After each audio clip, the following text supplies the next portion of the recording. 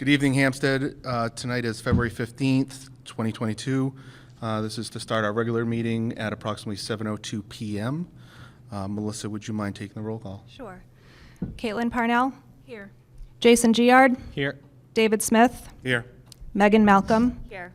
Erin Pellegrini? Here. Thank you. And also seated at the board table is CFO Jeff Dowd and Superintendent of Schools Bob Thompson. All right, if everybody would stand to join us in the pledge. Pledge allegiance to the flag of the United States of America, to the republic for which it stands, one nation, under God, indivisible, with liberty and justice for all. All right, thank you, everybody. Board members, you do have minutes in your packets, two sets, one from the January 25th regular meeting and the non-public meeting on January 25th as well. And take a moment to take a look at them and we'll be looking for a motion to accept.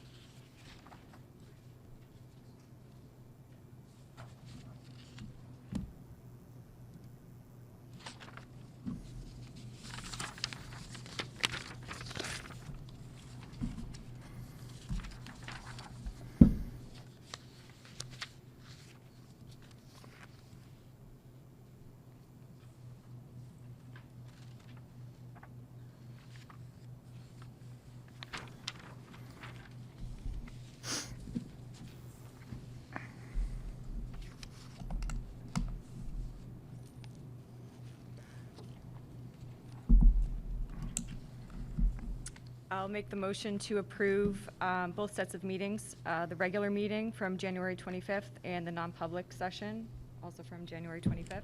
I'll second that. Any discussion? All right, all approve, raise your hand. All right, Thank you. thank you. All right, next we have public comments. We do have 3 members of our community for public comments. I just want to give just an overview of the policy. We allow up to 3 minutes per person. We ask you to be respectful. And it's pretty much it. I'll provide a timer on this and let you know when you have about 15, 20 seconds left. All right. First person, actually, Melissa, first person is Zach Papadakis. Right. Right. Sorry. Yep, right up there. Thank you. Fancy with these things, so.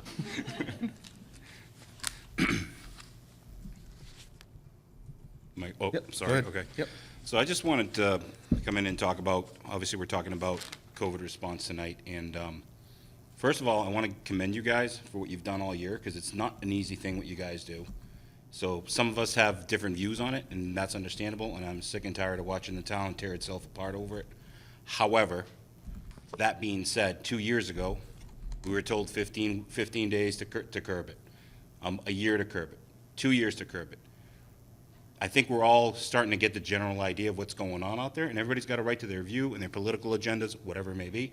That's America. I'm an ex-Army officer. I was in the 82nd Airborne. I threw my body out of an airplane with a silk chute on my back for a reason, for everybody to have the freedom to make those choices. Now I just want my daughter to have the freedom to breathe God's free oxygen. I have no problem with someone else's child coming to school with a mask on. That's fine. Because we all know that, honestly, at the end of the day, the only thing that's going to stop a virus is mop gear. And that's an 80% chance that it stops it. The masks, yeah, they were great and make people feel comfortable or whatnot. I get it. But just to give you guys a quick example, and I don't want to drag this out, but I only have 3 minutes, but mop gear is a full body suit. You have a mask, you have a canister, you put it on, you have to put it on, I believe it was 5 seconds or 10 seconds, and you have 2 atropine pins. The atropine pins are there for when you start to feel the effects of whatever chemical or biological agent hits your body, to jab them into your leg so that you hopefully survive it. That's the only thing that stops a virus. I'm sorry, that's the reality and the truth. We've tried everything and we all feel bad for those we've lost. I've lost family members from it. But at the end of the day, we got to let our kids breathe and, and enjoy some freedom. I mean, I have one daughter. She goes to school. She was locked in the house for about a year because of this, and it's not your guys' fault because you did the best you could with it. But she was locked in the house for a year. She has no other play friends. Now she goes to school, she wears a mask. 2 weeks ago, she almost passed out at gym because of wearing a mask. That's where I drew the line. When she came home and said, Daddy, I almost passed out from running, I get it. Some kids can take it, some can't. But when you put 12-year-olds in an environment where they're sprinting up, up the court, and maybe it wasn't meant to be sprints, but she can't breathe, that's where I wake up and say, hey, guys, maybe we should look at this. Give the parents a choice. That's all I ask. Thank you. Thank you. All right. Next, we have Stephanie Wiggins.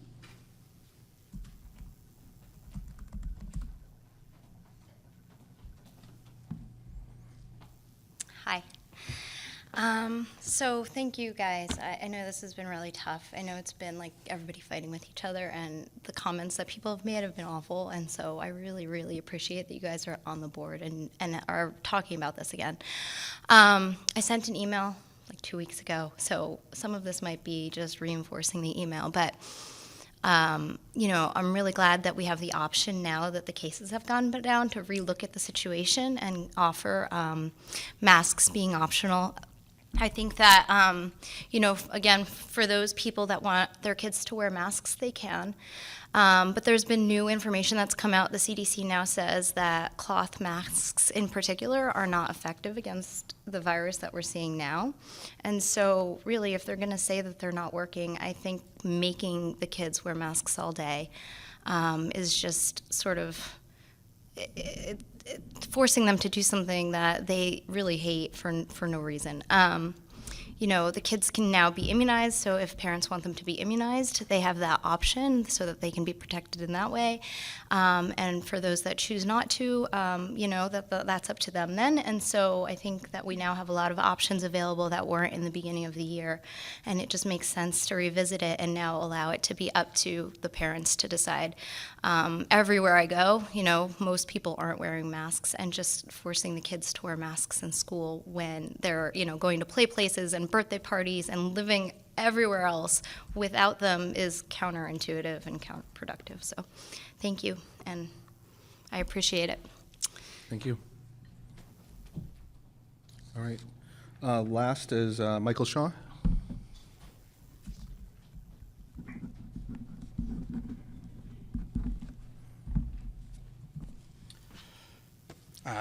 Pretty much just echoing what the other two said. First of all, again, thank you for all the work you put into this. I know it's not easy. Again, with all the cases going down and all the children and staff that want to be immunized can be. I also agree with giving the kids a chance to make their own choice, giving the parents a chance to go maskless or not. I want my kids to be able to enjoy going to school again. Right now, I see the look in my kids' face when they have to put a mask on before they go in. They're not happy about it all, and I'd really like them to be able to enjoy going to school again. That's pretty much it. Thank you. All right, so that closes out our public comments as we have no one else. We are going to be talking about a few things this evening, but right now we're going to go into the school highlights with Principal Dr. Cheney.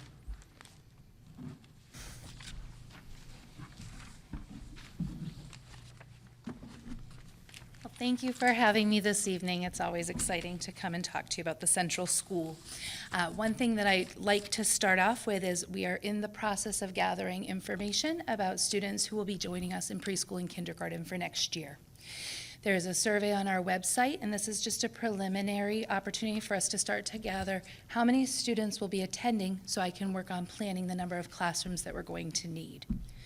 That will be followed by a parent night toward the end of March, where we will talk with families, explain the differences between half-day kindergarten and full-day kindergarten and what we have to offer. So if you have a student coming to kindergarten or preschool for next year, please make sure to fill out that survey. If you can't find it, feel free to reach out to me directly. For anybody who has a student who will be starting in grades 1 through 4 for next year and they're not currently attending Central School, we ask you to reach out to the main office so we can support you in getting your data sent over and getting your student ready to be enrolled. February is always one of the most fun months of the year. It's a busy month and a short month, but it's full of lots of celebrations. This week, for example, we celebrated the 100th day and Valentine's Day. Students were thrilled to come in, talk about the number 100, which is such an enormous number for so many of our young learners. Second grade was a lot of fun to walk through because they were, many of them, dressed as 100-year-old grandparents. I had many students tell me that they were retiring that day. So they really did enjoy the celebration and the opportunity to engage with that. It's also the Valentine's Day, and the focus on that was on kindness at our school. Many of the teachers did kindness challenges, and where it aligned with the 100th day, can our class do 100 kind things before Valentine's Day? So always a really positive atmosphere right at this time of the winter where it gets to be so dark. At our school right now, there's a real highlight on informational text. I highlighted in my report specifically in second grade, they were doing some research about jellyfish, and it's a lot of fun to walk into a second grade classroom and have them explain bioluminescence to you. Fourth grade is also focusing on informational text right now, where they're exploring text features in preparation for one of their spring projects where they'll be writing their own informational text. We just finished up our winter iReady testing in January. Our students have made growth from the beginning of the year. More of our students are meeting grade level standards than they were in the fall, so that's positive news. In addition to that, we're utilizing a new program called MyPath, and that aligns with our iReady program where it supports students right from their point of need and differentiates for them. So for a student who needs additional support in math facts, it will tailor a lesson and an opportunity for them. For a student who's exceeding and working in fractions, it will tailor a lesson for them as well.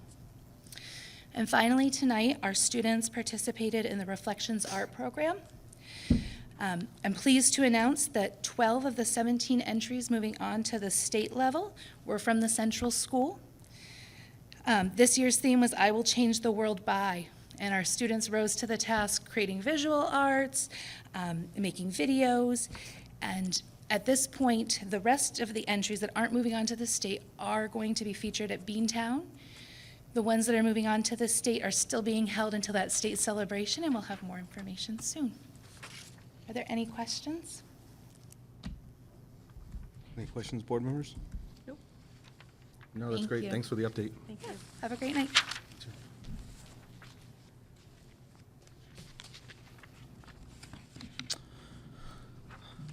All right, so we're going to move on to current business.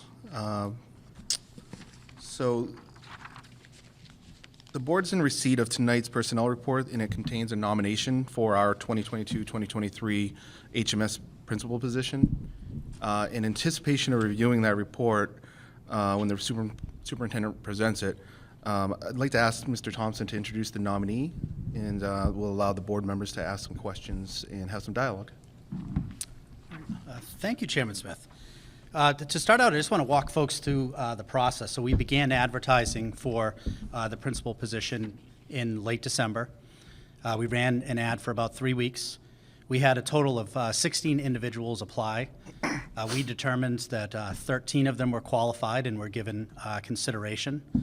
A screening committee made up of a group of representative stakeholders and board member Jason Giard selected 6 individuals for a round 1 interview. That round 1 interview also included a student-led tour and also a writing prompt.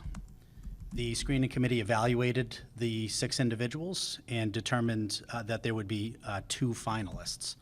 Those 2 finalists participated in community forums with staff members, students, parents, and community members. The 2 finalists also met with the SAU leadership team as a part of a finalist interview. We also did comprehensive references, both formal and informal, and I am delighted tonight to present, to nominate Erin Milbury to be the next principal of the Hsdsb Middle School. Erin currently is in year 5 as the principal of the Seabrook Middle School. Previous to that, she served as an assistant principal in Epping, New Hampshire. Prior to that, she was a school counselor in Dover. and she also served as a juvenile probation officer as well. I am excited about Erin's candidacy. From the round one, she demonstrated that she had strong advocacy skills in talking about students and communicating with parents. She was able to provide a lot of answers that demonstrated her experience as a middle school principal, which is really important. She offered a balance of sort of her philosophy and pedagogy, but also, she has a resume to back up a lot of the work that she's done and what she can bring to the Hsdsb Middle School. So with that said, I'd like to present Erin Milbury for your consideration. Thank you.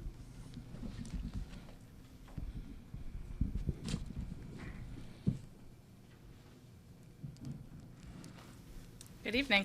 Welcome. Thank you for having me. Board members, this is our opportunity to ask Erin any questions, but before we do, I'd like Erin, if you want to introduce yourself to the public and just give us a little bit about yourself. All right. Hello, everyone. I'm Erin Milbury. I'm really excited to be here. As Superintendent Thompson said, I'm coming from Seabrook Middle School. I'm in my 5th year as the principal there. Prior to that, have about 10 years as an assistant principal, and was a school counselor before that, and have really, really enjoyed all of my years in education, and I'm really excited to take a step into a new adventure. Good. We'll open it up to board members then for any questions. I'll start. All right, Caitlin? So I guess this is a perfect question, hearing your background as a school counselor. Social emotional learning is so critically important, especially right now, and especially for our middle school aged students. What can you bring from your previous experience to enhance that at HMS? Sure. So we have been working on that a lot, as all schools really have, and you're absolutely right. It couldn't be more important right now than it is, especially for middle schoolers. I believe very strongly that social emotional learning needs to be a piece of every classroom and not just a separate curriculum. So what I bring is a lot of work of not having it be kind of its own silo, academics here, social emotional learning here, but social emotional learning being a part of every day in all of the classes. In addition to that, we have worked really hard on an advisory program, and we've used Responsive Classroom and had a lot of successes with that program. So I think just in the several years we've been doing advisory, we've done a lot of research, and we don't just use Responsive Classroom, so we're using resources from multiple different places that I would definitely want to bring and continue to work with the team here on the successes that we've seen with the programs. Thank you. Thank you. What attracts you to the Hsdsb community? Great question. I think just even looking at the comprehensive search that Hsdsb did and the different steps that I went through, the first day I came in for that interview, albeit, of course, you're always super nervous, right? But I went in for the interview, and then after that, it was followed up by a tour with 2 amazing students, and just the feel as I was walking around with these students for the school and the community and the importance of education, and just through the process that I went through, I just got more and more excited about how invested this community is in their kids, and that's what I want. And I've really been impressed with what Hsdsb has to offer for the students, and putting students first and the community support. It's just really exciting. Do the next one. Let's see. How do you think you would foster an environment of mutual respect with the students? I think giving students a voice is the biggest way. Middle schoolers are coming into their own. They come to us very young, especially in a 5 through 8 school, which I'm also coming from. And we're helping them to grow and to grow independence and to grow that voice. And I think we foster that mutual respect by teaching respect and having clear boundaries and having rules, but also making sure that they're a part of their education and that they have a voice and they feel like this is their school and they're given the opportunity to make it their own. And I think that that's just the really exciting piece, is the staff and the students working together as a team and making sure that the students feel heard. So you answered a question similar to this when we met last time, but in this community, it is very important to have transparency with the community. Mr. Thompson and his entire team has done a wonderful job this past year recreating that and bringing that back. How do you think you will engage with the community, and what's your plan to engage with them? Sure. You know, the community is so important, and I think it's another thing that, especially with middle school, especially for parents, when their students are in elementary school, they feel much more connected because there's more opportunities and kids want you more involved. And then as you get into middle school, there's a progression of the amount your child maybe wants you involved, but the amount of opportunities. So I think in middle school we have to work hard to make sure that parents in the community feel involved and feel a part of the school by inviting them in, by, you know, having community nights and having regular communication, which I definitely do. Weekly communication home is really important to me so that parents know what's going on. Having an open door policy, making sure that parents call or come in when they have a concern so that they feel heard is really important to me. Making sure that I respond to concerns or, you know, positive, good, bad, or otherwise, in a timely manner is really important to me. When parents feel concerned that things are happening and they don't know what's happening, then that's when things don't go well, and that's when students start to feel uneasy. And so it's our job to make sure that everybody feels a part of the school community. Schools can't run without the community around them. And that's one of the things I love about a small community, is that the schools are kind of the center of the town, and that's my job, is to make sure that that continues to go smoothly. Thank you. My question, that's what's on a lot of people's minds right now, right, which is around COVID. So as principal of the Hsdsb Middle School, you'll be responsible for children that have a learning loss based on decisions that have been made to mitigate the risk of COVID-19. You'll continue to receive students from the central school that have a learning loss. You'll have kids in the middle school that have a learning loss. You'll also have to manage and work with the staff on the students that have a learning loss that are going to Pinkerton. So it's a lot to manage. How are you going to do that as the principal here to help all three different groups of children as it's laid out right there? Sure, and that's a big job, and that's a job that, you know, is going to continue to be present for at least the next couple of years. So I think it's really important to have great communication between buildings, first of all. So when we're receiving fourth grade, it's to be in good communication with the elementary school and what's happened with those fourth graders, what's working for them, so that we can continue to do what's working. We have 5th through 8th grade, and it's important to continue to look at the data for them and to look at what kids need, and to meet as teams and to really be clear about what interventions do they need, where are the gaps, where are the deficits, and how do we fill those gaps in? What resources do we need? What interventions will work? When you have a building like this, you have all kinds of experts in different areas, math, reading, pooling those people and really getting the experts to weigh in on what the students need and working with the teams of teachers to make sure that they have the support they need. And then when we're starting to look into 8th grade, making sure that we can do everything we can here, but that there's good communication from 8th to 9th grade when they're going to Pinkerton, and good communication with Pinkerton as to what we've done so far, what's worked for students, where they're at, so that Pinkerton can take over and continue to do those things, because we may not have them all at grade level at the end of 8th grade. We'd love to, but it may not be the reality. So it really is just about being open and good communication and giving kids what they need, and looking at it regularly. We can't just look at data now and expect that we can give an intervention and it's going to go the rest of the year. We have to review it regularly. Okay, thank you. Sure thing. I know I have one more question, but Yeah, I got one more. You've kind of touched on it in almost every question that you've answered so far, but if you can bring it all together and just explain what type of culture you want to foster at HMS with the students and the staff. For me, it's a supportive culture, so I want students and staff to feel supported by me as an administrator. But I also want it to be a culture of fun. I want students and staff to feel that learning is fun. And I think sometimes that starts with the staff, and it's tough right now.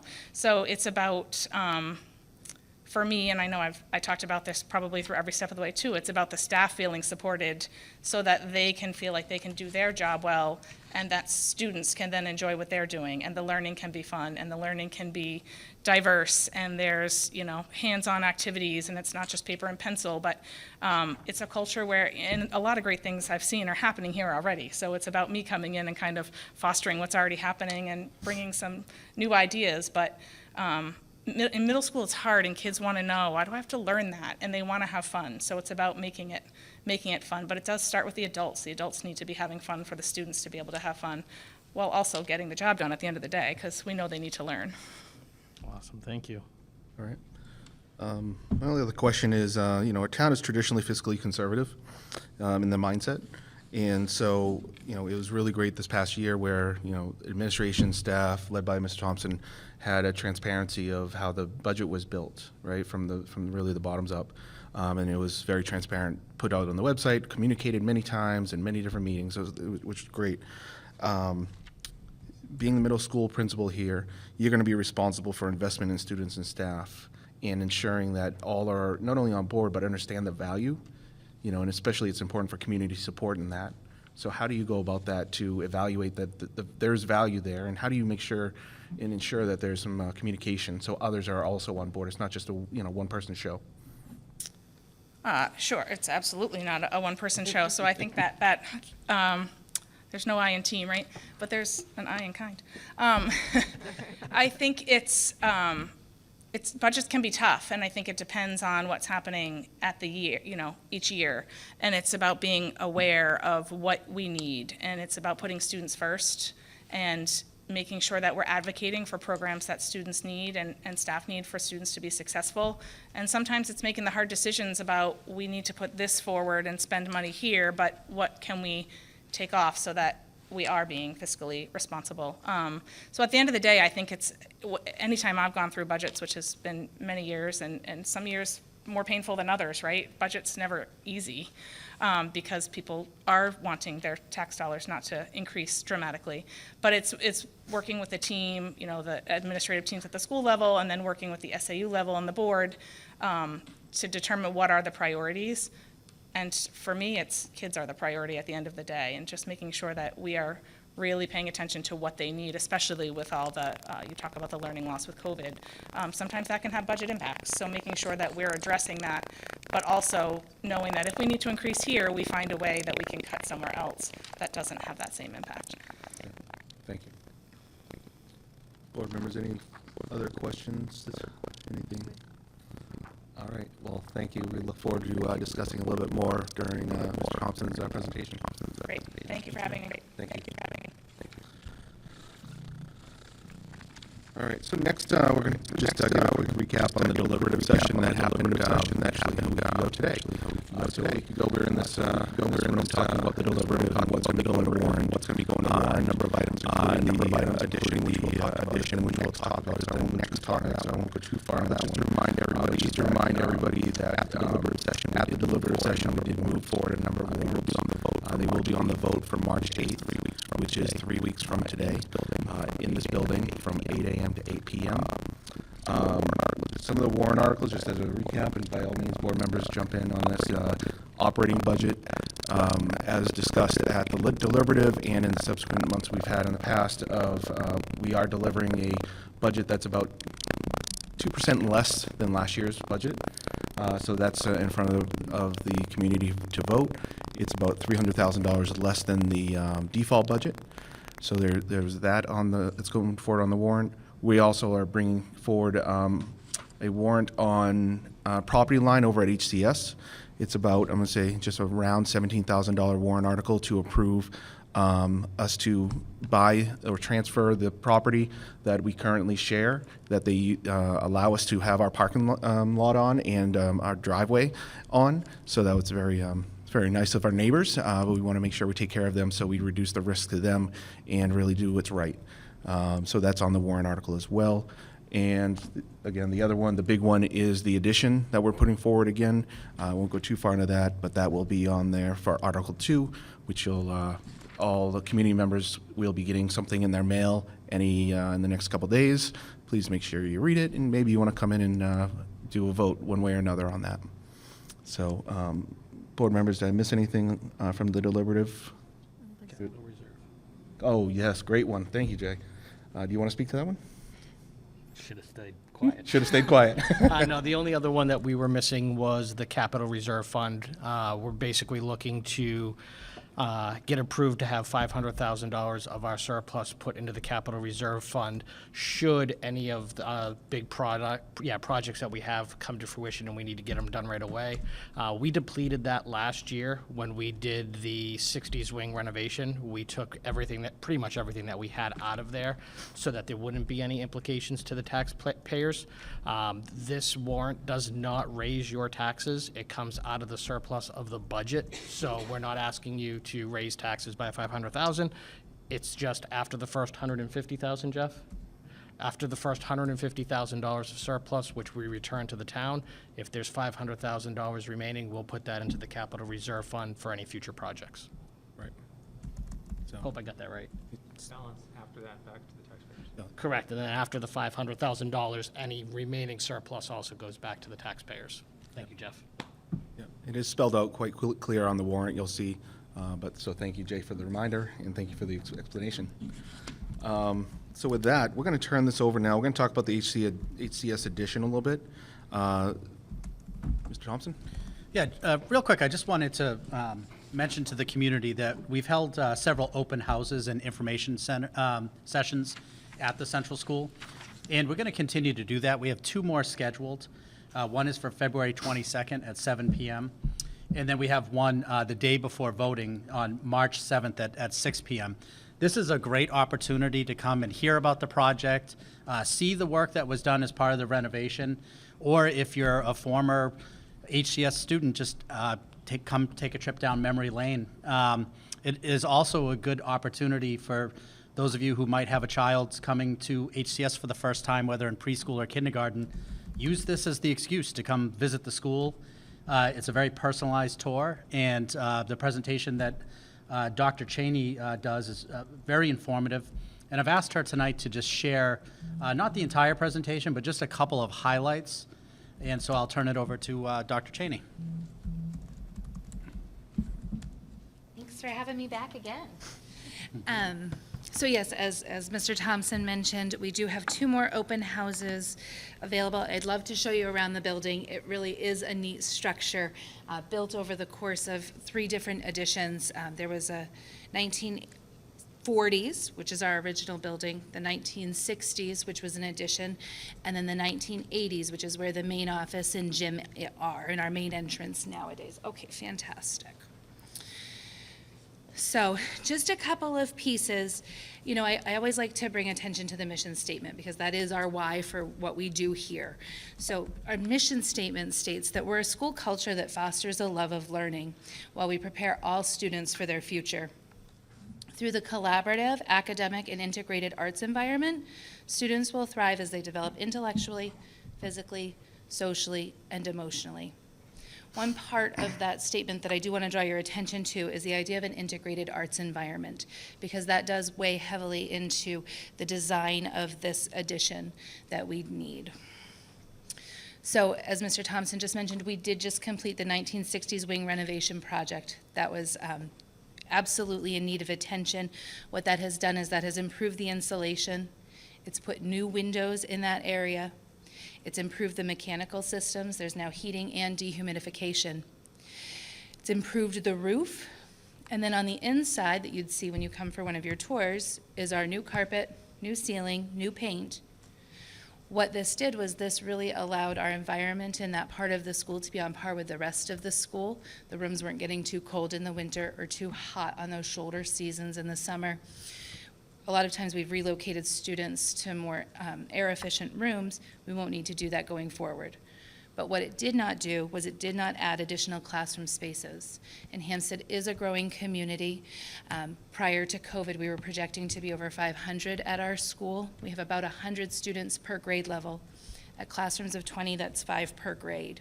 Right now we have between 4 and 5 per grade. We have to negotiate that number each year. What the addition will do is address the educational needs of our community. As I just mentioned, it will provide those additional classroom spaces, bringing us to 5 classrooms per grade level. Not only that, all of those classrooms will be appropriately sized. When you come to visit us, you'll see in the 1940s wing, those rooms are very undersized, and I'm capped at the number of students I can put in those rooms. I can't have any more than 17 students, which in a large grade level means those are smaller classes, and their colleagues down the hall or their students down the hall might be learning with 24 students because I can only put 17 in those classrooms. It will also allow us to serve all students in their home community here. It will give us adequate space for interventions. Students will be educated in rooms with windows, therapies, and will allow them appropriate space for services. It also includes space for a dedicated cafeteria. Right now, we have a full-size gym that's used on both sides for simultaneous PE classes, but from about 10:30 in the morning till about 1:30 in the afternoon, half of that needs to be used for a cafeteria space. So that limits how we can schedule students and their physical activity, and also it makes it very challenging to feed almost 500 students in those 3 hours cleanup in between. A dedicated cafeteria will allow PE classes to run through the day, and will also double as a multi-purpose room for assemblies and large group events, similar to the space that we're in now. It also helps us to fulfill our mission statement. I brought attention to the idea of us being an integrated arts school. What we'll have in this edition is a dedicated music room. Right now, our music room is on a stage like this, and so while children are eating or they're playing in PE class, Mrs. Stark, who's a wonderful music teacher, is trying very hard to have them use mallets on the other side of a very thin wall. What happens on the other side of the wall is the kids are excited, and that's fun, and their voices rise to meet that, and it's a constant competition. A dedicated music room will allow us to educate students in the musical arts effectively. It also creates a library media space. Whenever I give a tour of the building, the library is always a surprise. Actually, we had a former HCS student come back the other day, and when we showed her the library, she was shocked and disappointed. So it really is right now a regular classroom size full of books to service, like I said, almost 500 students.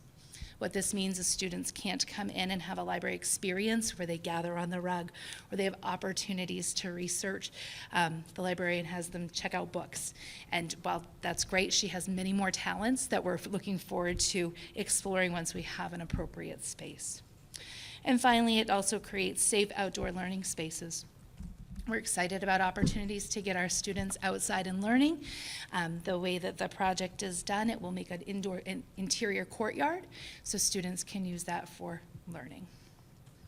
What it will do is it will make sure all access points are secure and have a secure entrance to the front of the building. Everyone will come through the main office instead of coming in a stairwell and needing to go through multiple locked doors before you see an adult.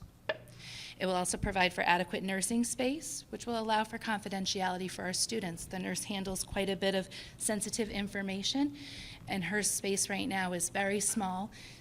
Ill students are right there in front of her desk, and this will allow for appropriate facilities for her to do her work and to support our students. It will also help us to bring our building up to code. In the 1940s and 1960s, our railings are not appropriate. 1940s and 1980s. The railings are not appropriate. And in our 1960s wing, our stairwell is very narrow. It is challenging for a student to be coming down as another student is going up. During COVID, we've actually made that a one-way stairwell for safety and for health and safety. This will put more restrooms located on the second floor. On the second floor, we have our second grade, third graders, and fourth graders, and there are 3 stalls for each gender upstairs. And so about 2/3 of our students do some of their learning upstairs because that's where most of our special education facilities are, as well as our art room and our library. And so that's just not enough facilities for all of our students. Finally, it will increase efficiency in our building. We'll have a roof replacement. The portables that are behind our building will be removed. 4 years ago now, we removed one of the portables and we relocated it across the street to the St. Anne's Church. It's now become the community food pantry. The other two will be removed after this because we won't need that. The board made a decision a few years ago to make sure all children were back inside the main building for health and safety. Right now, those are being used for storage and for adult office space. The addition will allow everybody to be back in the main building. It will also have efficient heating and ventilation systems. So this is a bit of the plan. I do know that this has been shared at previous meetings, but basically, how about that? Yeah, all right, that works. Over here is where we're going to have the dedicated cafeteria and library and music room. We will continue to use the existing kitchen facilities, so that's going to save us some funds there. Out front here is that main drop-off entrance that I talked about, that we will have the main offices, so no longer will parents need to come and wait in this stairwell before an adult can come out and see them. Now they'll be greeted at the front door. We'll be able to check in that that's an adult that belongs in our building and then have them come through to do what they need to do. Over in this area, to have efficient use of space, right now this is sort of an empty courtyard. Last year we used it for some dismissal procedures. What we're going to do is put 2 classrooms in there, one on the first floor and one on the second floor. So using empty space that we currently have to be more efficient. So you can see it just a little bit better through this. And this presentation is online, so you're welcome to check it out there as well. And here are these extra classrooms. So above the new library, there will be a couple of classrooms, extra infill classrooms here, and then because we won't need to use the library anymore as a classroom anymore as a library, we'll get to take that back as a classroom. So thank you. Do you have any questions or anything you want to know more about? No, and of course, I'm going to have some things to say about the addition as usual, but I'll quote that student who walked into the library, who walked in and didn't even walk in, just saw how it looked, stopped at the door and said, and I quote, "Ew, no." And she actually backed up before going in. Just because she just saw like it was more or less like a closet with books in it. There's no tables, there's no chairs, there's barely room for a librarian. So that was the quote. It was Thank you. quite humorous. I was a little bit, just it was my own daughter that said it. So I was a little bit oh my God. But she was quite correct. I don't have any questions, but I was going to leave this for correspondence, but I think this is an appropriate time since A, we have the audience, but also I think that it's appropriate to bring up some points. And I had somebody reach out today, and there was 2 things that they brought up. I'm going to speak to both of these just to give factual background of this. They said, well, you just got the 60s wing last year. Didn't you get what you needed? That was the first question. So I had to talk, and I'll speak to that, what that is. The second question is, or the statement was, well, my kids and I were in that school. My kids were in there in the 80s. We did fine. Why do you need more space? So I'm going to speak to that a little bit. So back in the 80s, we didn't have the population growth that we have now. All right? And even those parents that have said, well, my kids went to the trailers in the 90s that were put in. That was the 90s. I graduated in the 90s. I'm quite old. Those trailers were meant to be there for a while, and we did at that time. They bought, some, I'd say, upgraded trailers, but they have a lifespan. 30 years for the trailers, 25 years, 20. They run down when you have that many students, that many kids going through them. Think about your kids in your house. If they're like mine, they destroy my house, and I just have a few. Never mind the hundreds that are going through there. We did look at what would it take to replace those trailers. I was aghast at this. We taught, we were thinking, well, you can go buy a trailer, you can put it on property, and it was going to be about $800,000 a few years ago per trailer.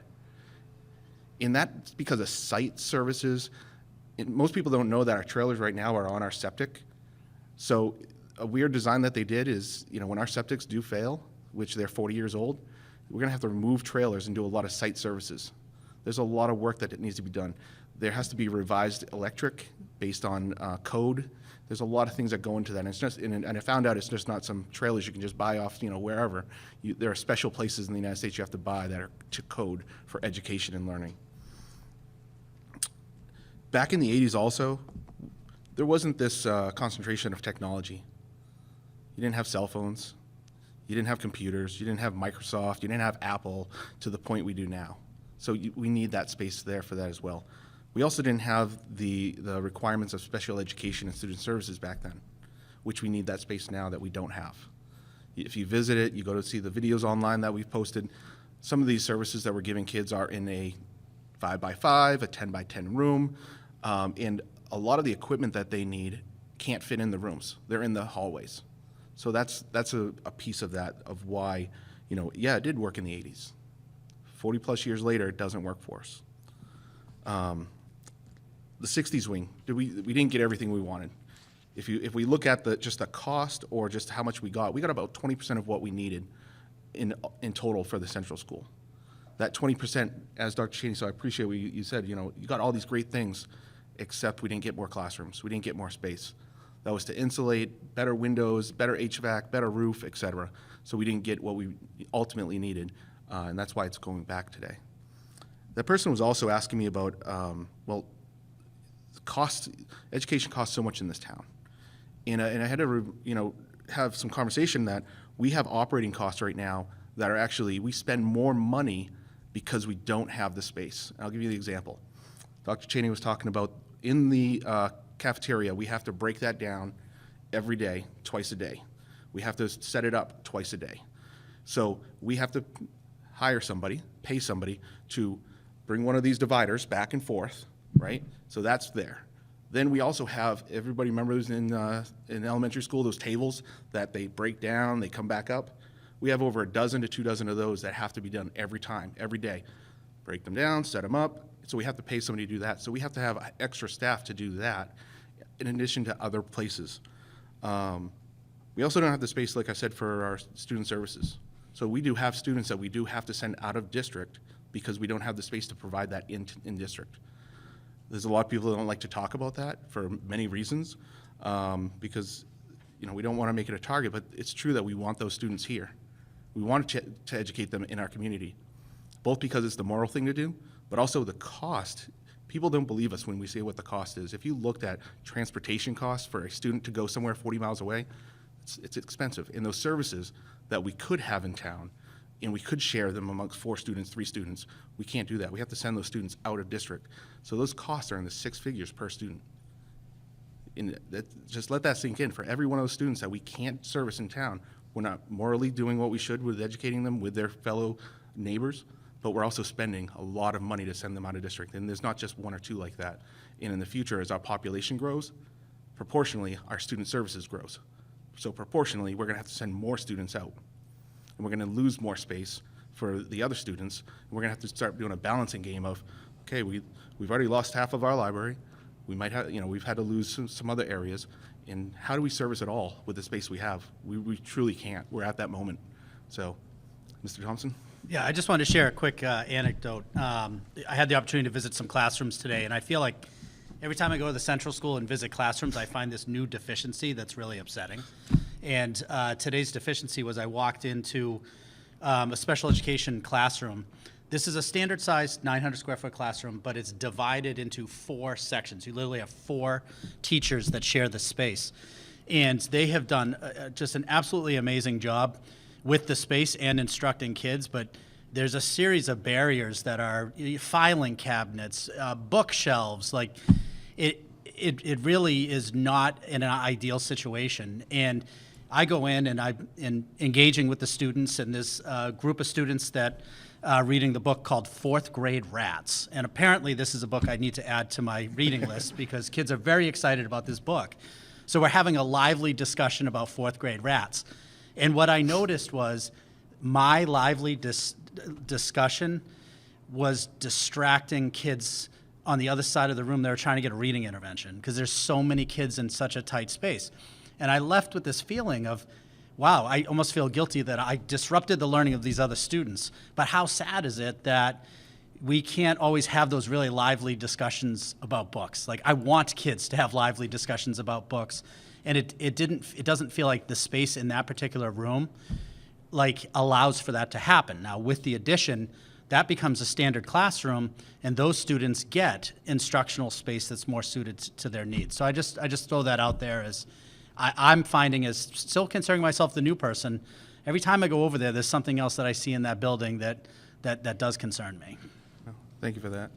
Yeah, and I'll just close, this is just us communicating things that we're in there, we hear about these in there. Not everybody has the opportunity to go to the school. Not everybody has had the chance. A lot of people do have doubts. Why spend that much money? And we just ask for you to take the time to learn and have an informed decision because there is loss of learning that we're looking to overcome. So, questions? Caitlin? I just have one comment because I'll just date myself. I was one of those students at Central School when they built the addition. I was in first grade. And as far as the comment of, well, my kids went through it in the 80s. In the 80s, the addition was built in 87. Because we no longer had space in the space that was there, this town decided we need to build more space for our students. They can't function in the space that we had. So this town did that 35 years ago. We've been trying for 7, 8, 9, 10 years. And we did it then, we have to do it again because we are out of space. And we need all of our kids under the same roof as much as possible, so. So, I don't know, anybody else? And, this is our last meeting before the March 8th vote, so, we just want to make sure that everybody's informed. And by all means, you can get a hold of any one of us. You've probably heard me once or twice giving out my emails, my phone numbers, whatever you have, questions, comments. I separate fact from fiction. We're not here to sell you. We're here to tell you what's going on and what the impact is. So, any other? I think the only other thing to add is this isn't wants, it's needs. We took out the wants. We had our architectural partners look at the building, look at the game plan, and take out extras that we didn't need. Dr. Cheney, you pointed out the kitchen. The kitchen that is there now that is attached to the current cafeteria gym, if you will, they identified that they didn't need to move that we could just put the new cafeteria on the back side of it. They looked at this game plan meticulously to make sure that they could rule out anything like that where they could save money. So, kudos to the architectural partners that are out there working on this. They've done a great job to make sure that they can cut as many costs on this as possible for us and make this as appealing and beneficial to us as possible. Good point. I'm going to add another thing for those in the room. Sorry, I just want to, this room right here, I'm going to say approximately, it's not exact, is approximately the size of the gymnasium at Central School.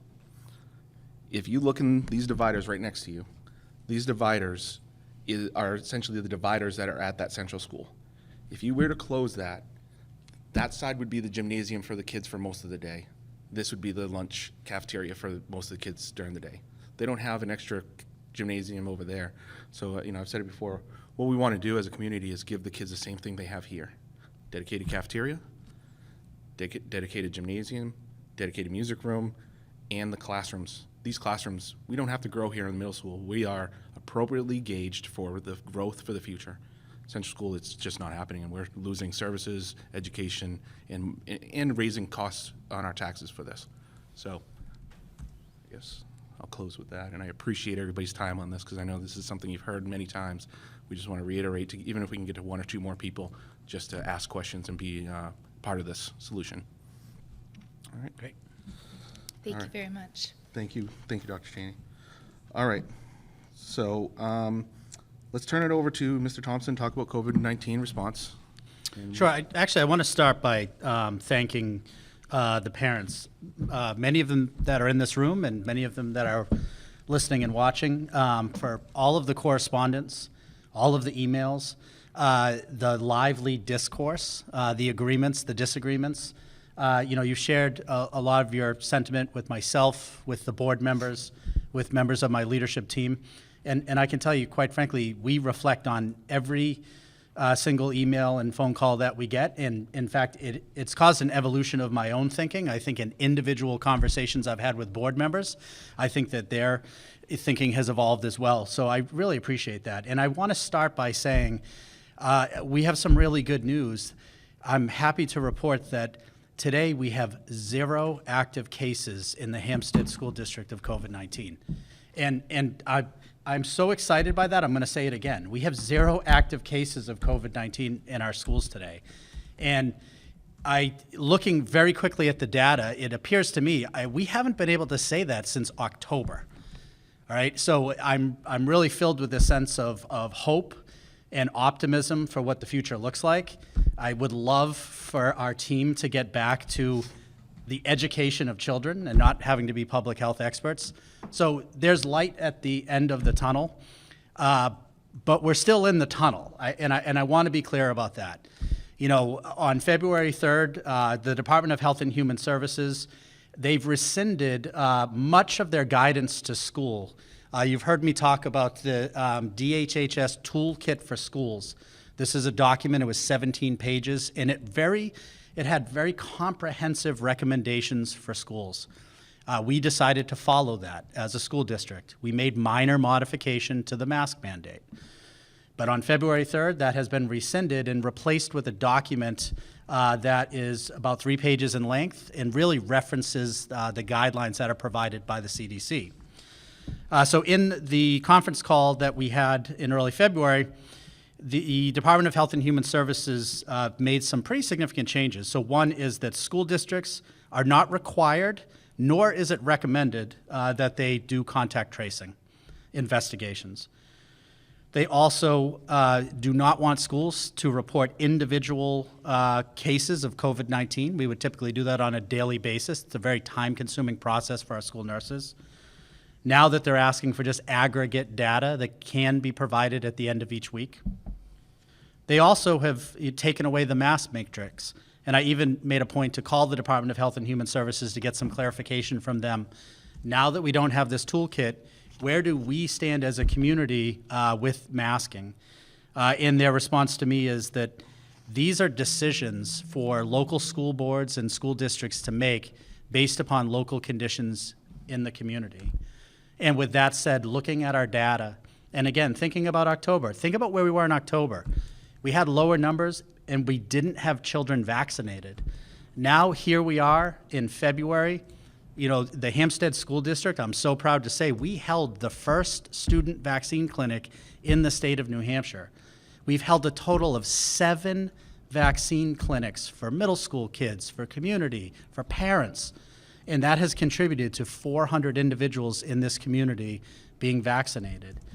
That makes me feel comfortable to be able to put forward to the board a recommendation that we move to mask optional. And I have a recommendation that I'd like to read, but before I do that, I want to talk about what we're going to keep in place. And I think that that's really important. We can't lose in this conversation the point that we still have mitigation strategies in place. We're still in the tunnel. There's light at the end of the tunnel, but we're not there yet.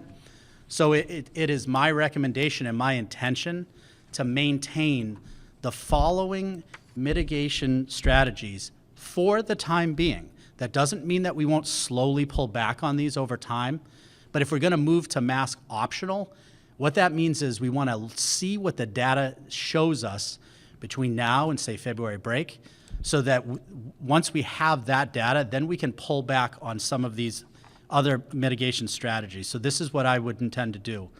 We will continue to update the COVID-19 spreadsheet on a daily basis. Parents at the central school will continue to receive an email when there's an active case identified in their classroom. Symptomatic students will still be sent home and required to produce a negative test in order to come back to the school within 5 school days. We also have a large number of home tests that are available upon request through the school nurse's office. They can be administered in 5 to 10 minutes. Students who test positive for COVID-19 still need to isolate for 10 days. That can be reduced to 5 with improving symptoms and wearing a mask. Non-vaccinated household members still need to quarantine if they come into contact with a household member tested positive for COVID-19. For the time being, we're still going to maintain 3 feet of spacing for seating in the classroom and in the cafeteria. And I say for seating because there are opportunities when kids are outside for recess or kids in preschool are engaged in play, or when a teacher is delivering small group or individualized instruction, they won't be seated at 3 feet. And I just want to make the public aware of that. That's important for us. Our leadership team have had lots of conversations. One of the things that has really been missing over the last 2 years and has had a significant impact on the instruction of our children is small group and individualized instruction. Those are two highly leveraged instructional practices that reap huge benefits for students. And it's been challenging for us to be able to deliver those when we're trying to space. So students, we would maintain 3 feet of spacing when they're seated in their classrooms and when they're in the cafeteria. Through our partnership with the Department of Health and Human Services, we've been able to secure a very large inventory of both N95 and KN95 masks for staff and students. We have child size. So we're able to provide any parent, any staff member who requests an N95 or KN95 mask, we're able to give them that.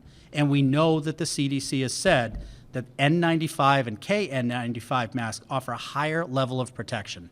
That's for those parents who have reached out to me and to the board to express their concerns about lifting the mask mandate. We want to make sure that those students have access to those types of masks. It is our intention to maintain our connection coaching program for students who need to quarantine. I met with Nicole today, and we discussed the evolution of connection coaching. You know, we may not need connection coaching if we have the numbers that we have, and we have fewer kids in quarantine. The next evolution of connection coaching is to focus on remediation and learning loss, to provide students that are here in school the opportunity to use connection coaching outside of school to be able to get caught up and brought up to speed with their learning. And again, we'll also maintain our partnership with Convenient MD so that we can offer COVID-19 testing here at the schools. We have had a couple of issues with personnel with with Convenient MD, but we're in the process of sorting those out and getting testing up and running. So I want for people who are at home who might be feeling nervous about the recommendation of moving to mask optional, we're still doing plenty of things. It is my intention to offer some mask optional language to see what the board's intent is, and then to slowly over time, let's pull back. And I would say that we're going to look at the data over the next couple of weeks, and then in March when we come back to the board, I think that that's a good time to have a conversation about what is the future of the other mitigation strategies that we have. So with that said, I'd like to propose, just as a starting point for a conversation with the board for possible deliberation, the following language. Staff and students may elect to wear masks, but are not required to do so. It is recommended that unvaccinated individuals wear masks while indoors. Masks will still be required on school buses per a requirement of the CDC. Masks would also be required for 5 days for individuals who tested positive for COVID-19 and choosing to return to the school environment after 5 days of self-isolation. Additionally, students experiencing symptoms of COVID-19 will be required to wear a mask in the health office. And that is something that I added in the last few days, having conversations with the nurses, and also knowing just the limitations of the space. If we have symptomatic people in the nurse's office, I think we need to protect our nurses. So I throw that out there for consideration to the board. I have a few questions, comments. So I know that a bunch of schools have gone mask optional recently, and it, in some ways, didn't go smoothly. And the reason was because there wasn't a clear guideline set out for the staff. So, for example, you mentioned the students being 3 feet apart. Well, I think it needs to be really clear to staff, students, parents, exactly what that means.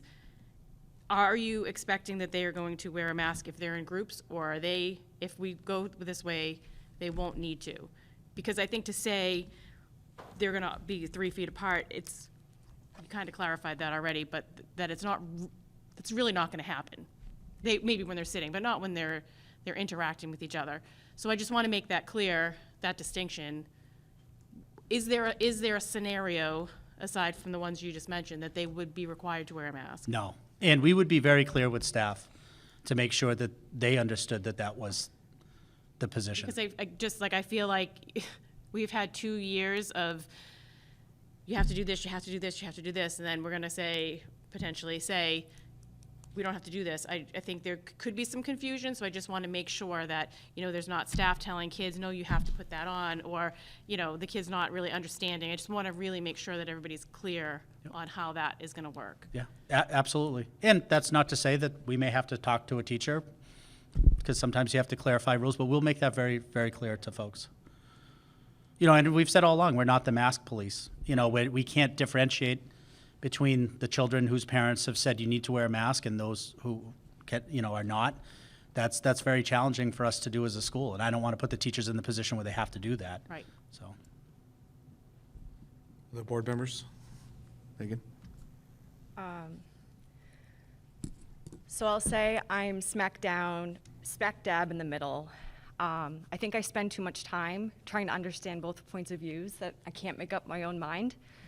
So I appreciate having this conversation with everyone.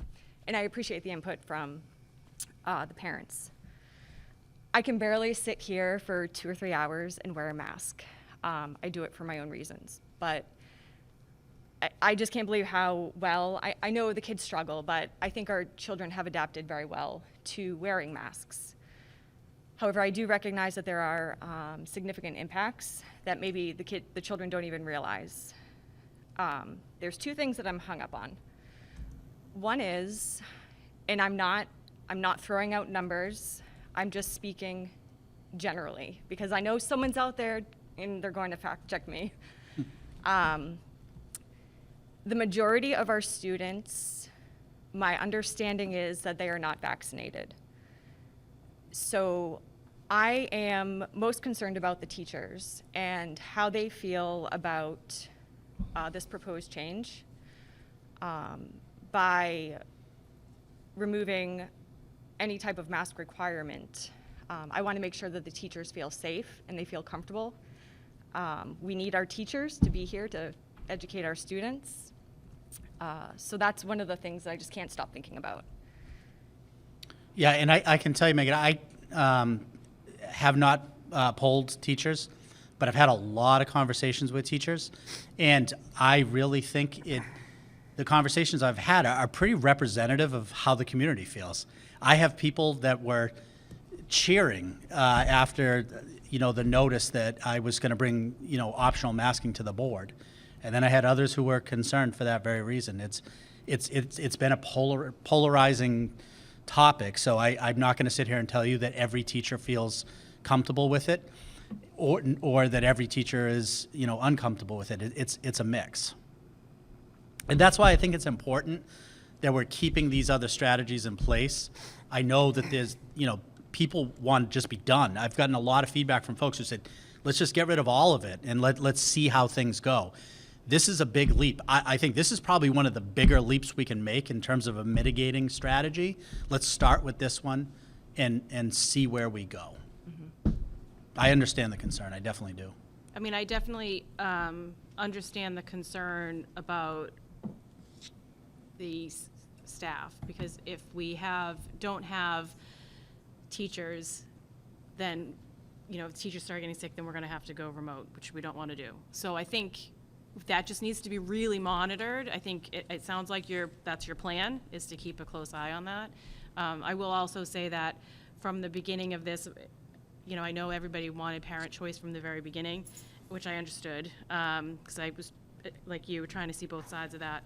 I felt like at that point, it wasn't truly parent choice because the kids didn't have the option. Those people that wanted their children vaccinated didn't have the choice, but now they do. So that changes things for me, at least on a comfort level, because the parents chose that they don't want to get their kids vaccinated. I know that there's some that can't for whatever reasons, and I get that, but that's sort of where I was in the beginning. So but of course, then they could get vaccinated and all hell broke loose. So that made things a little bit more challenging, because at that point, we couldn't possibly say it's mask optional when we were very close to not having enough staff, and all the kids were out. So it's been tough. It's been a really tough juggle, and I really credit the staff and the kids and parents. But that's just to try to answer your Nope, what you're that's saying fine. too. I'll look to my left, see. I got a couple of things. Do you have anything? Yeah, but you can start.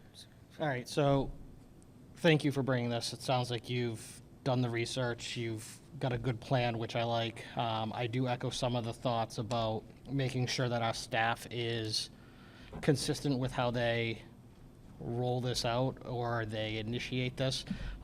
Just speaking from personal experience in the fall,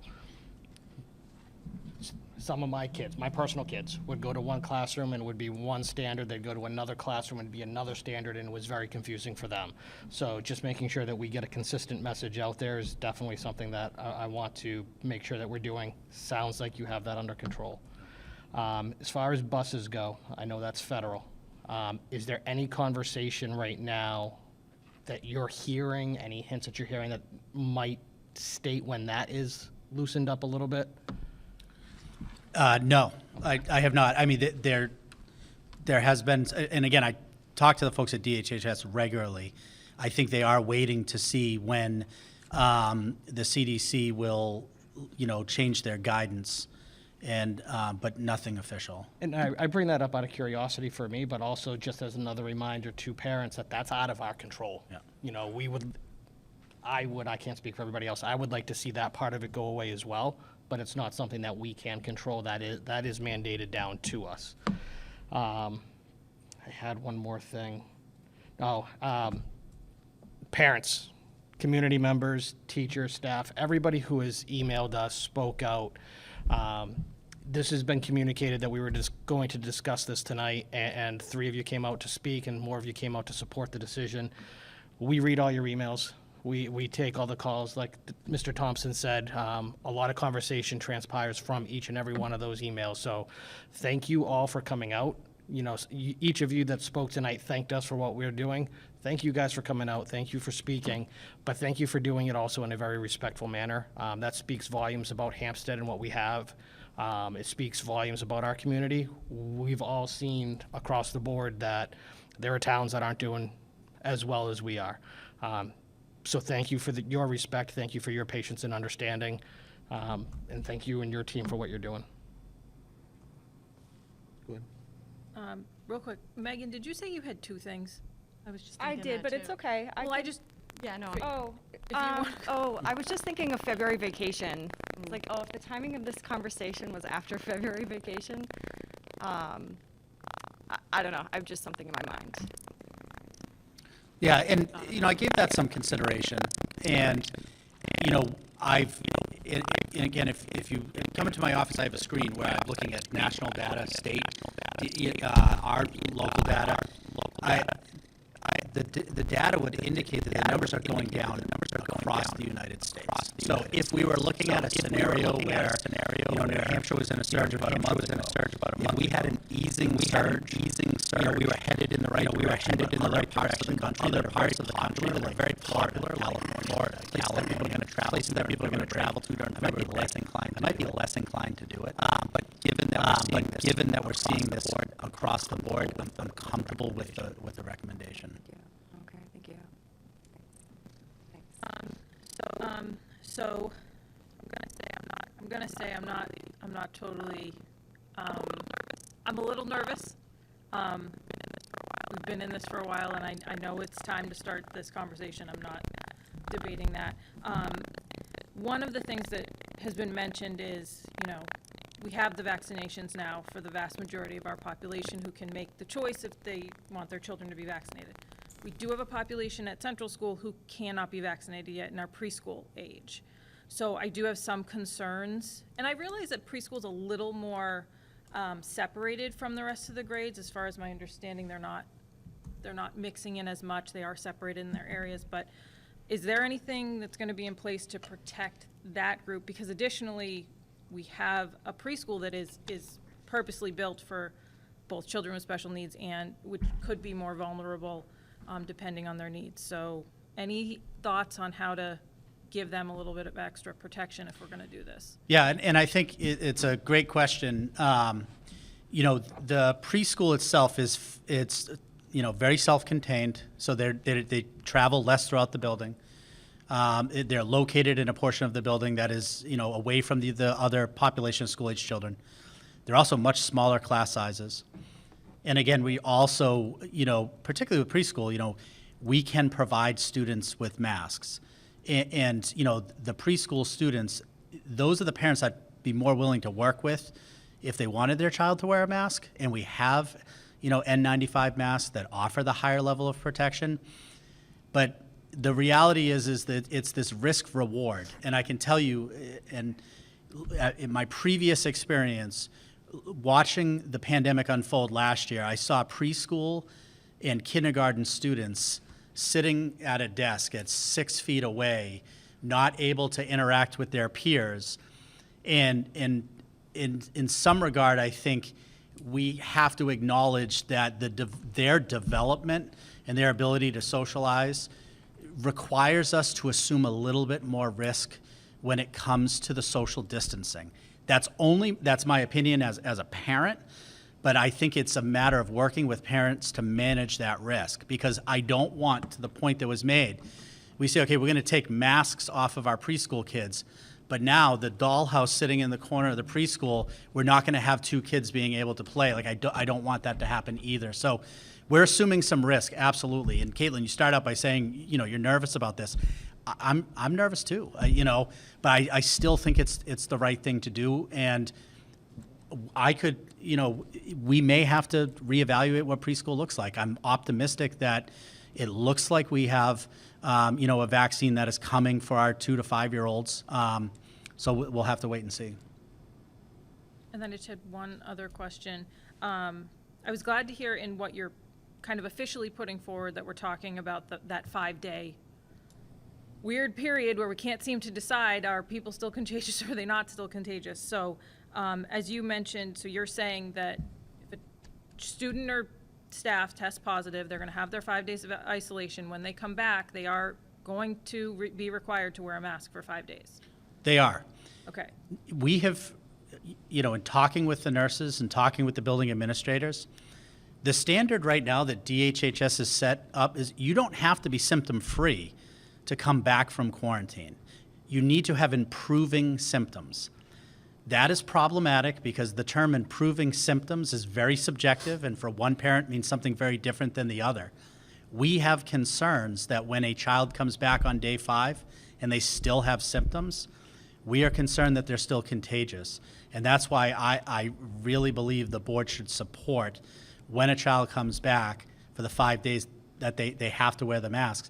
Now, the way DHHS has stated this recommendation is you don't have to come back at day 5. In fact, you may want to stay out at day 10. But with improving symptoms and wearing a mask, we can reduce it. So for some of our kids, it's still going to be a 10-day. It's not an automatic. And I know that we've had kids that are actually staying out for longer than the 5 days because their symptoms haven't improved. Thank you. So I've got a few things, but I want to make sure. One more. Go ahead, please. What is your plan if, say, like has happened in the past, like I'm just going to use kindergarten. There's a cluster of kids in kindergarten. Other kids are fine. The other, not anywhere else, but you find that there's like a cluster in like a kindergarten class. Do you have a plan for that or? Yeah, so the immediate response would be, I'm going to work with Dr. Cheney. We're going to maximize spacing within the classroom. We would halt the small group instruction and the individual instruction, so move kids to the greatest extent possible. In terms of the masking, the recommendation that I'm making would require, if we got to a position where we had a cluster or an outbreak, and the consideration needed to be made for masking, we would have to call a board meeting to have the board make that decision to do that based upon the wording of what I have proposed. Thank you. Just a couple things, questions about, what we're going to continue to do. The second one that you mentioned was if there's an active case in a classroom, you're going to communicate to the parents, correct? At the central school. It's a lot more difficult, as we've said in the past, to do that at the middle school level just because of teaming. But parents can go on to the data sheet and to be able to see that there were cases. Okay. And is it, like, I'm going to pick on the fourth grade. You got 4 rooms, fourth grade or 5, I forget now where it's at, but just that one classroom that the fourth graders, or is it the entire fourth grade? Oh, it's just the one class. And it's just to raise awareness, nothing more, and if, Yep. All right, good. The ninth one you mentioned was on connection coaching. So for those that don't know what connection coaching is, it's definitely something that's helped. We talk about why, masks are, involved. A lot of people say, well, there's a very low, death rate of children, sorry to be morbid, but with mask, with COVID. And it was really about, the intent there was to reduce the amount of teachers that are out or the students that are out, because 10 days of learning loss for a student or losing all these teachers really puts a big weight on the schools. So this connection coaching was really great. So I'm glad it's going to be continuing, which is having a teacher that can help those students that are out for 5 days or 10 days so they don't have that loss.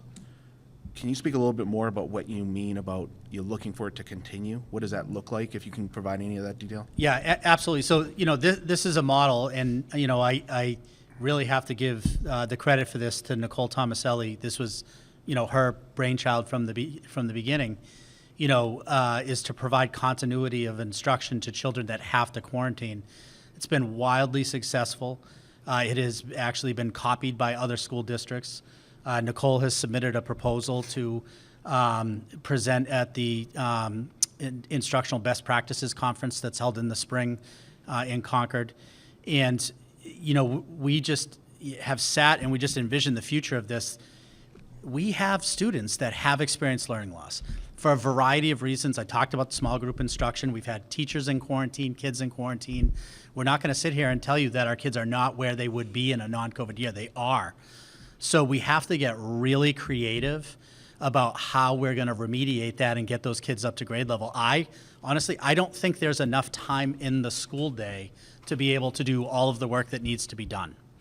And so I in talking with Nicole, the evolution of what we've been doing with connection coaching could be to help remediate kids, during a time of the day that may work for them. It might be outside of the school day, where they could hop on remotely and do the same thing that you do with connection coaching, a 30-minute check-in, reinforcement of skills, review of new material. We have the structure in place, so let it evolve to meet the need. Because, what folks need to understand is this administrative team has worked double duty during the last 2 years, and what I've seen this year, with our mitigation strategies with COVID, it's something we're constantly doing. We're not going to put in any less energy into our pandemic response. You're going to get the same amount of energy from us, but now we have to shift that focus from contact tracing and that mitigation strategies to instructional strategies, looking for ways that we can help kids progress who have lost ground, and I think connection coaching is the way to do it. So I would say we can come back in March and say this, not only is this our plan, but this is what we're doing, because I don't think we can wait until the March meeting to come to you with a plan. Like, we'll get started now. A little bit of a statement. I just want to piggyback a little bit on what Jay was saying, and it goes to, first I'll say, appreciate the community members that spoke up tonight with, Zach, Stephanie, and Mike. We do listen. I can tell you, this past Friday night, I was on a phone call at 7:30 at night with a gentleman in town who had some choice words about some things. Let's just say that. But it was after 45 minutes of back and forth and discussion. It was good to have those discussions and really have that dialogue. So appreciate the community members that came out tonight in general that bring in different opinions. And I can't say enough about the great work this board has been doing together to really listen and change the way it was. I've made it mention many times of the changes we put in place last March and how we worked throughout the year since then, as we're coming up to a year that this board has been in place. So I really appreciate community members talking, the board working together to go towards better for our students.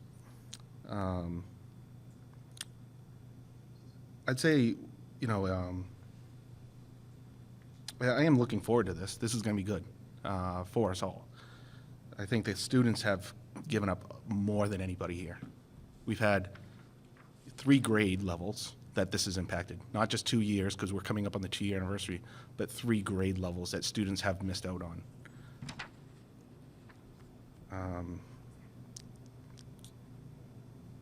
Today I had, and this is hard for me to talk about too, wow. I had a parent reach out to me, broke me down today, talking about their child who is way behind in reading and the expressions that they're not seeing because of mask. And I had to step away. I was like, whew, that was heavy for this parent who is on their shoulders. And I promised the person I wouldn't read this out, and I'm not going to. But this is why I'm looking forward to. It's not that I'm anti-mask, I'm not anti-vaccine, not anti-science, not anti any of this. I'm pro-students, pro-kids, so that they can regain what they've lost. So I do want to put forth the motion to move to mask optional, and we can get all the verbiage that you spelt out, but I'd like to make that motion. Second. Any discussion, questions? Just had some. I had all my discussion. We're good? All right. All approve, raise your hand. All right, unanimous. David. And I would like to, Sorry, go ahead. I would like to make sure, I don't know if you said it in that, but I would like to also, if it's amended motion, that's effective as of tomorrow. Yep. So do I have to make a second motion? Help me out here, Melissa. I just want to make sure that that's in the books, that says effective tomorrow morning, students mask optional. I just want to make Students sure and that, staff. are you going to have enough time to review this with staff for this to happen tomorrow morning without chaos? Yeah, so I sent this to staff. When I sent it to parents, the only change was the nurse's office, and that's one that I've had a conversation about. So what I would do is, when I get home, I will email parents. I will send a message to the building administrators, and they'll put something in the morning announcements, which they did when we moved to targeted. Okay, I just want to make sure of that because, the kids have already had enough Yeah. of things changing around. I just want to make sure everybody is on the same page. Oh, and I can tell you, I spent some time here at the middle school, and students had some very strong feelings that they were willing to share with me as I walked through the hallway. They're well aware that we're meeting, at least the middle school kids are, and that we're looking to make this change. So I'll send something out to folks. I think specifically regarding group activities. Absolutely. So, Melissa, I want to make sure I get it right. Well, I think that since the board already voted on one motion Okay. and that's passed, Yeah. you can make another motion, just start fresh and add that inclusion to make it effective for tomorrow. Okay, so I'll make a motion to make it mask optional effective February 16th, 2022. I will second again. Discussion? All right, all approve, raise your hand. Thank you. Thank you. All right, so lengthy discussion. I appreciate everybody's time on this and some good discussion for sure. So thank you all. We're going to now move on to fun topic of our school calendar for next year. So those that want to know what it looks like and start planning your vacations. We're going to have Nicole Tomaselli to present that.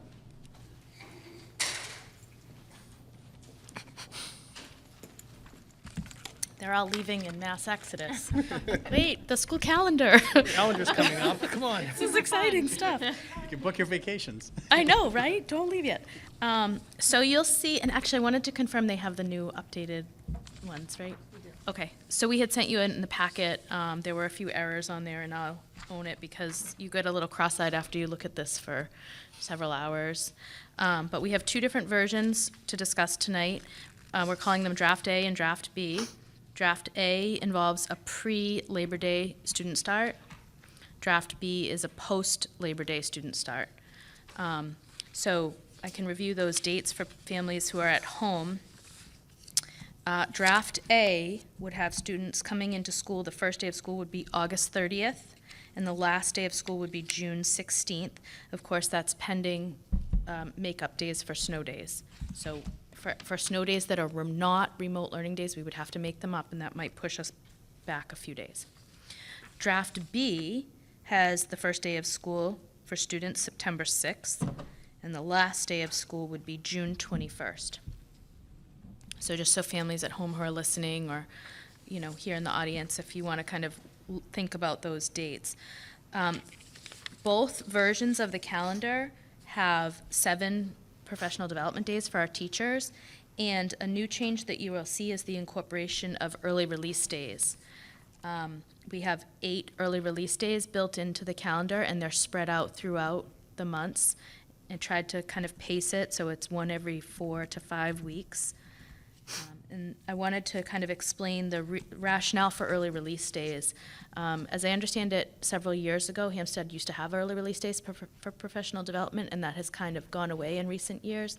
But as we're seeing more mandatory trainings required of our staff, of all staff, including bus drivers, lunchroom staff, paraprofessionals, professional teaching staff, anyone who interacts with students is required to do a number of mandatory trainings per the DOE.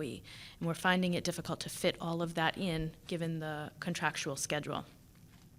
And then the other, I hope, kind of obvious reason is that we desperately need the time together as professionals to advance our instructional practices, to review best practice, to look at current research, to review our curriculum, and in some cases make alignment decisions and kind of make adjustments for a number of different reasons.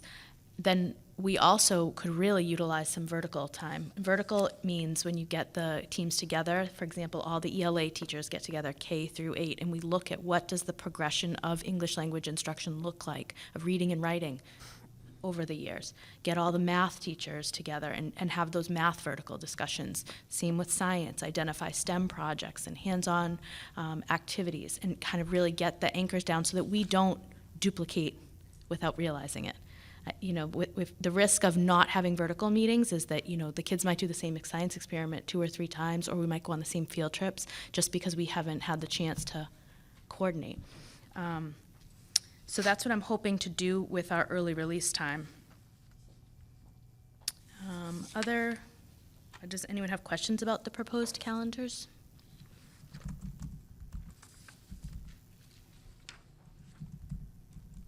Questions? No.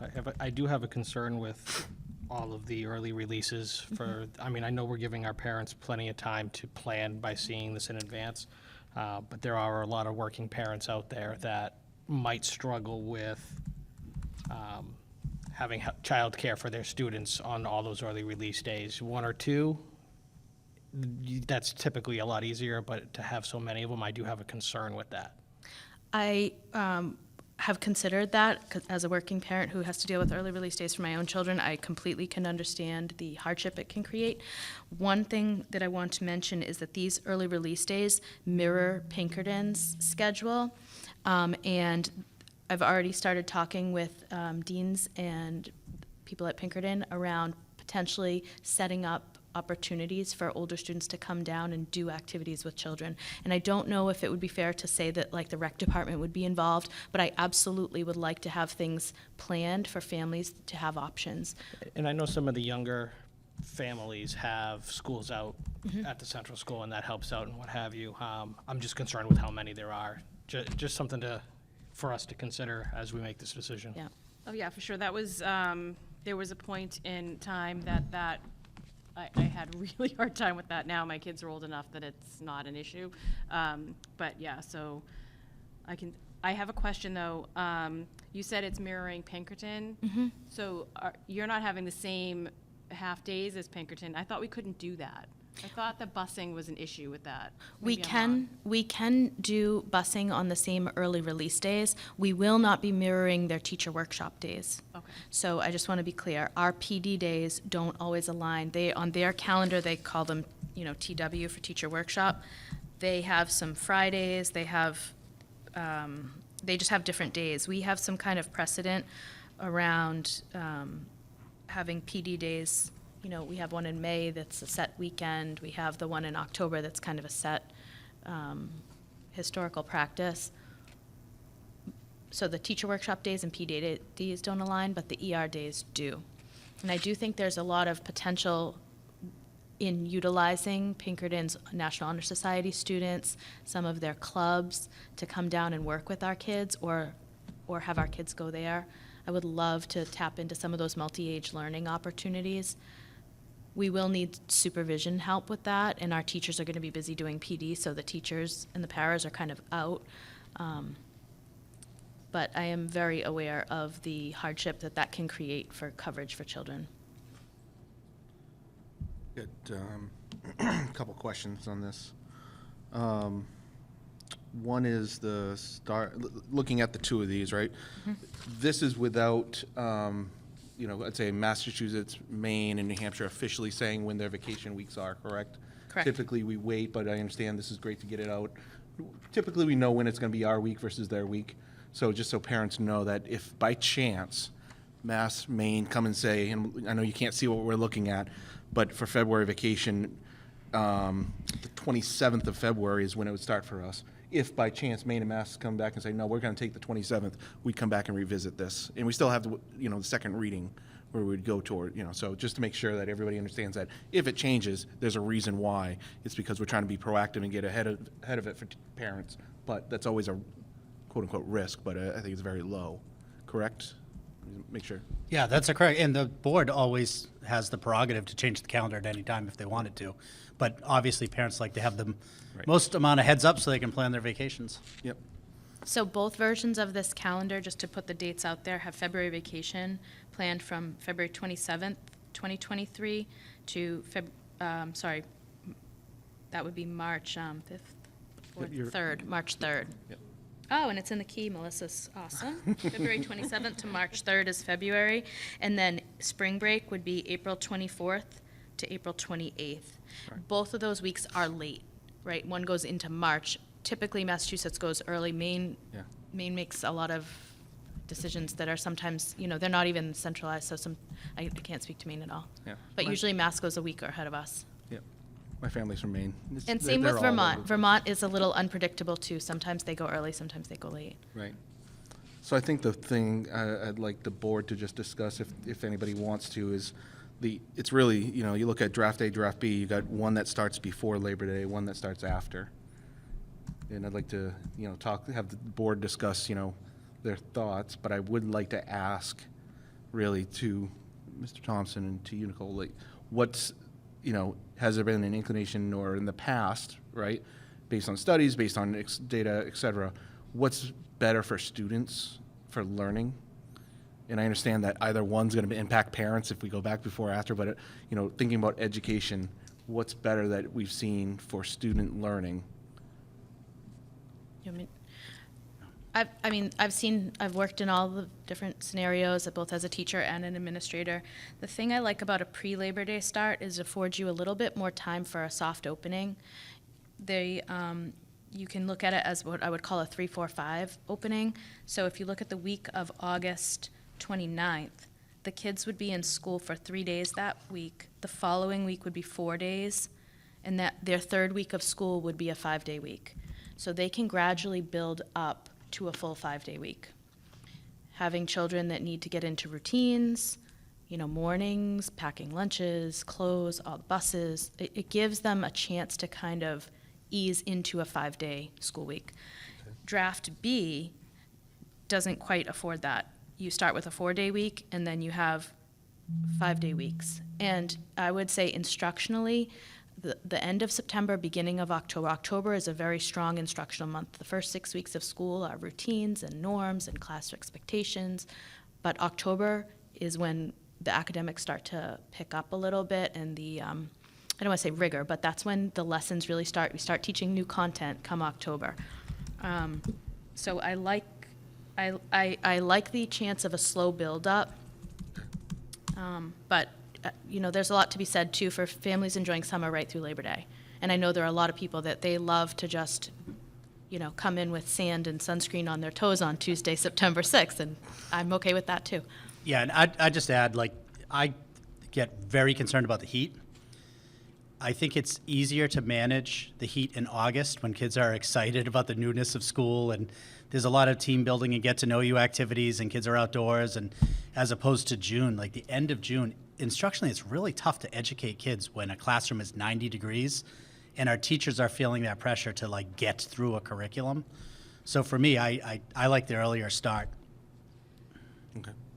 I like the earlier start based on what you were saying, because, you know, kids have been sleeping in all summer and doing, so that's kind of, I think that's helpful. And I probably shouldn't say this, but to be honest, if I was away with my kids, I would have no problem with them missing the first 2 days of school, knowing that it's, I'm not saying that that's what you should do, I'm just saying. Aaron has said, don't know. I'm just saying that that's, you know, maybe I'm not the best parent, I don't know. But I agree, because I'm not super thrilled with how late they're going this year. Yeah. So I like that it ends a little earlier. Just on that, there's something we've done in the past. I say this, right, tongue in cheek. I hope we don't do that this year because we need all the time to, you know, educate the students. But in the past, we've talked about towards the end of the year, looking at how our hours stack up versus our days to say, do we get out, you know, do we use those hours towards the end? So maybe that's something we look at that time. I mean, we're still a year plus away, but, you know, either way, if we start early, you know, I'm looking at this, if we start before Labor Day, that means we're out by the 15th, you know, versus if we start later, just so people understand, if we say we start after Labor Day, that means we're not out until the 20th. So it's a bit of a difference, I see, in my mind, but, so just something we can always look at if we do go further into the year as well. Yeah, I'm already I'm- feel I'm- bad for the kids this year, Yeah. and it's teachers, because it's going to be, what was it, this 22nd or something? Yeah, Yeah, it is the it's 22nd. the, yeah. Yeah, I have to say, draft day is, I don't know how it is for teachers, you spoke to it a little bit. I feel like as soon as June hits, as a parent, getting them motivated to get there and do stuff it's really hard. They're burned out, and I'm sure the teachers are too. So I didn't love our late start this year and our late ending this year, so. All right.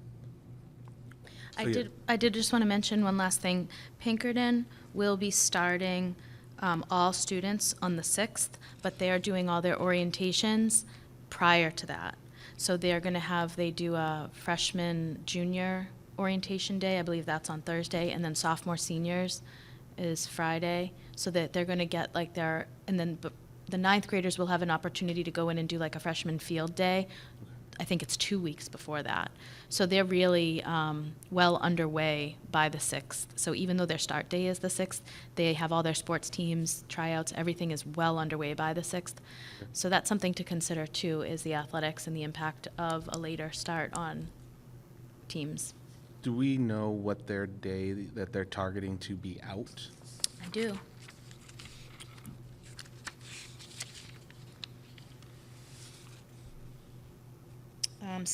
They're aiming for a June 9th graduation day, and semester 2 ends June 16th. Okay, so this would be That's my dog. same day No. for us as of right now. Not counting snow days. Right. That just made me panic. You can't forecast that? I know, it's a little, No, thank you for that, I appreciate it. yeah. So board members, we will be looking for a motion to move forward one of these. I'll make a motion to move forward draft A for the school calendar. I would second that. And just so everybody, draft day again is the one that we start before Labor Day. So starting, so I guess discussion, that one, so that means we would start on August 30th, which is a Tuesday, to what Nicole said, that starts us that 3 days, the following week is 4 days, then the third week is 5 days, and that would get us out as an early release on Friday the 16th. So, I guess I'm the black sheep. I like the after Labor Day start. I'd like to see a draft C with Erin's proposal for after Oh, no. after Labor Day or before Labor Day and skip those days. That works. But my bigger concern would be the end date. If we go before Labor Day and we have 2 snow days, we're into that same final week that we would be in if we went after Labor Day. And if we had those same 2 snow days on draft B, we'd still be in that same week. We have more cushion in draft B for after Labor Day going to school than we do for before. With 4 kids, I also balance that, get the kids ready for 3 days, then 3 days, 4 days off, and then get back ready into a routine. That going before Labor Day actually is disruptive in the house for their schedules. I really appreciate, Nicole, what you said about the learning, and that makes a lot of sense to me. But just for discussion purposes, the after Labor Day makes more sense for me. Bob, we had talked about this briefly, I think. I know we don't go by hours, but is there a possibility to say, like, we think the 20th is that what's on here? Can't see anymore. The 20th is too late. Can we, like, is there buffer built in there? Like, There is. From the perspective of the Department of Education, we need 990 instructional hours. They don't measure it in days. The constraint that we have is we have collective bargaining agreements with our associations that are measured in days, not hours. That is a speed bump and not a roadblock, because what I would do is would negotiate with them and see if they would be receptive to some modification of the calendar to modify the number of student days and maybe increase the number of professional development days. So it's something that we'd have to have a discussion with them. I mean, obviously, the students' learning is the most important. We can't afford for them to lose any more than they've already lost, but I don't think they're learning when the classrooms are that hot. Yeah, and I think that, to your point, it is, we've done it in the past, so I don't think it's too big of a speed bump, but it is something we need to think about. I think that's something also we talk about, when contract negotiations come up, that this is something we address, and by chance, that's what's happening this year, in the fall. So it's something we can look at as well and just discuss about negotiating that. So it's a good point. Yep. Good to bring up and have that in the back of our heads. So, Jay, you're saying you want to do like a draft C? I'm good. Thank you. We're just going to move everything around. I'm looking at Nicole like, oh, we got to No, do no, another see. draft, Nicole. I'm just going to tell my kids Mrs. Pellegrini said so. Yeah. And You they're can just tell not them I going to go told to them they school. could skip the first 2 days of school. Perfect. You're good to go. They're like my kids, they don't listen to me either way, so there we go. All right, any more discussion? All right, so I'd say all of that approved draft A to start before Labor Day, raise your hand. 4 noes, 1. Motion passes. Draft A for first reading, and we'll take this up at the next board meeting. All right, school calendar. All right, very interested in this one, so thank you for staying at the podium, Nicole. Went and got my to notes. discuss about the outdoor community-based learning. So we are really excited. There were several meetings this week and some other organizational kind of discussions internally around moving forward with outdoor learning and community-based learning opportunities. We're very excited about the spring and the warmer weather. We do have some spaces identified in both schools, the courtyards and the pavilions, as well as both schools having weather stations that we'll be able to access and train the staff a little bit on materials that we already have in existence around these tools. We have a number of new staff that are likely unaware we even have these resources, so I'm excited to share some materials with them. But the bigger push is really coordinating with Mr. Jim Carey over at St. Anne's Food Pantry and the community garden. So there are a number of groups involved in the community garden here in Hampstead. I know the Hampstead Hearts are very involved, as well as our PTSA parents, and there's a number of charity groups that have been involved in planning the garden and getting it up and running. I've been participating in several meetings this week to just brainstorm, but then also nail down some of the nuts and bolts and what can students do to help that garden get started. So we have several classes committed already to do seed starting in their classroom. Teachers have done this over the years in various capacities, but I think this will be the first really organized push to grow specific seeds that are desired by the food pantry. So the intention is to get the seeds started in class. There's a lot of STEM activities and data collection and math you can incorporate into measuring the seedlings and watering them and all that. And those seedlings are going to be transplanted later in the spring once the ground thaws and is tilled and is incorporated with peat moss and compost and all these things into rows. And we have other classes that have said, I want to adopt a row. So I'm going to bring my students out there. We're going to help plant. We're going to weed. We're going to label. They're going to make stakes in the ground. And the teachers are really excited about it.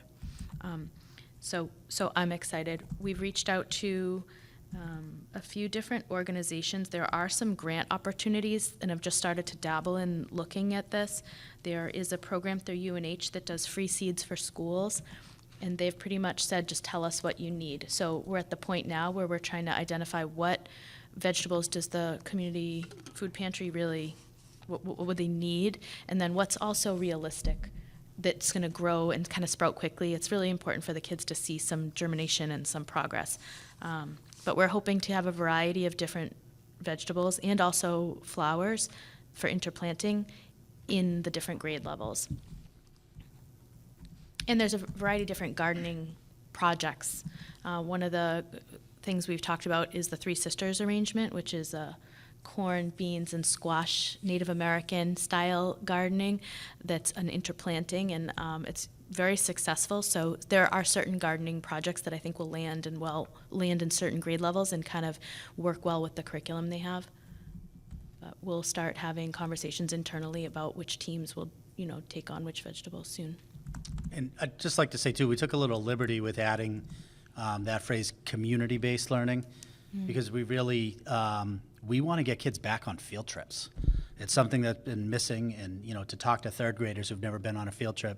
So really the larger concept of, there's a lot of really robust learning that happens outside of the classroom, and that might be on the school campus, it might be at the Historical Society or, somewhere in town, or it might be on the Freedom Trail in Boston. But we're, really encouraging our classes to get out, and that includes going on an old school style field trip. So. Questions? Apologies, I gotta say something about this. I'm really stoked about it. I was lucky enough to be at the meeting yesterday to discuss this and hear a lot of the great activities and all the organizations that are popping up that want to be part of this and help out. I know in the past, Nicole, you've talked about where's there opportunity for community members to help in any way? So, as far I would as imagine, yes. I remember you were saying, hey, if somebody has some trees they cut down, they want to build, cut up a bunch of, the stumps and we give some logs so they can sit down. I think it'd be great in the future when you bring more of this, what can the community members do that they would love, I already know people have reached out to me and others that said, hey, we can help out. We can give them some lessons. We can do this. We can do some stuff that, I know one teacher said we want to build bat boxes, so a lot of people want to be involved in it. So it'd be great to, be able to come to the community and say, hey, this is how you can help. This is how you can be involved and be part of this really good endeavor. And what's in the future? There's a lot more that's going to be coming from this. So I do think having students help generate a wish list, and then we could put that wish list out on the website, could be a fun activity for them to kind of dream of what their outdoor classroom spaces could look like and what it's going to take to get there. That's absolutely great idea. We can make that happen. Well, and I think that parents probably won't realize or understand, but the stuff that how you're bringing all this back to the students. Yesterday you were mentioning how, hey, what's the diagram of the garden going to be, and then we can give it to the art class and let them draw this up and make this look really more than just a chart. So incorporating all that's really cool. How it's actually applicable to real life. So I appreciate all the thought you're putting into this. Thank you. Megan, I know outdoor learning is your thing, so I don't even have to ask, so you're next. Oh, no, I appreciate it. Yeah, I'm really excited. I've been talking about this since I joined the board 2 years ago, And it's nice to see you guys making the effort and very enthusiastic about it. So thank you. I do think it'll be a little bit of a bug. Once it gets started, I think you'll see more people get on board, and once kids start talking about going outside and participating in things, it'll catch on more so. And I'm really excited about the potential for next year. I just think we'll be able to do so much more small group work. We'll be able to pull kids for RTI groups, and that can be a gardening task, or it can be an outdoor experience. Once we can really make small group instruction happen the way we know how to do it, I think there's a lot of possibilities. Any other? Thank you. Thank you very much. Next, we're going to talk with Mr. Thompson about the paraeducator subpay. Yeah, I wanted to just have a conversation with the board about the possibility of equalizing our subpay. And what that would mean is we would have one rate for our substitutes. We wouldn't delineate between paraeducator and teacher. So right now, if you are substituting as a teacher, the daily rate is $87.50. However, if you're a paraeducator, you're paid an hourly rate, and that hourly rate is $10.77 an hour. So if you're working a full day, because you remember we have some full-time paraeducators and we have some part-time. So if you're working a full day, it's $70.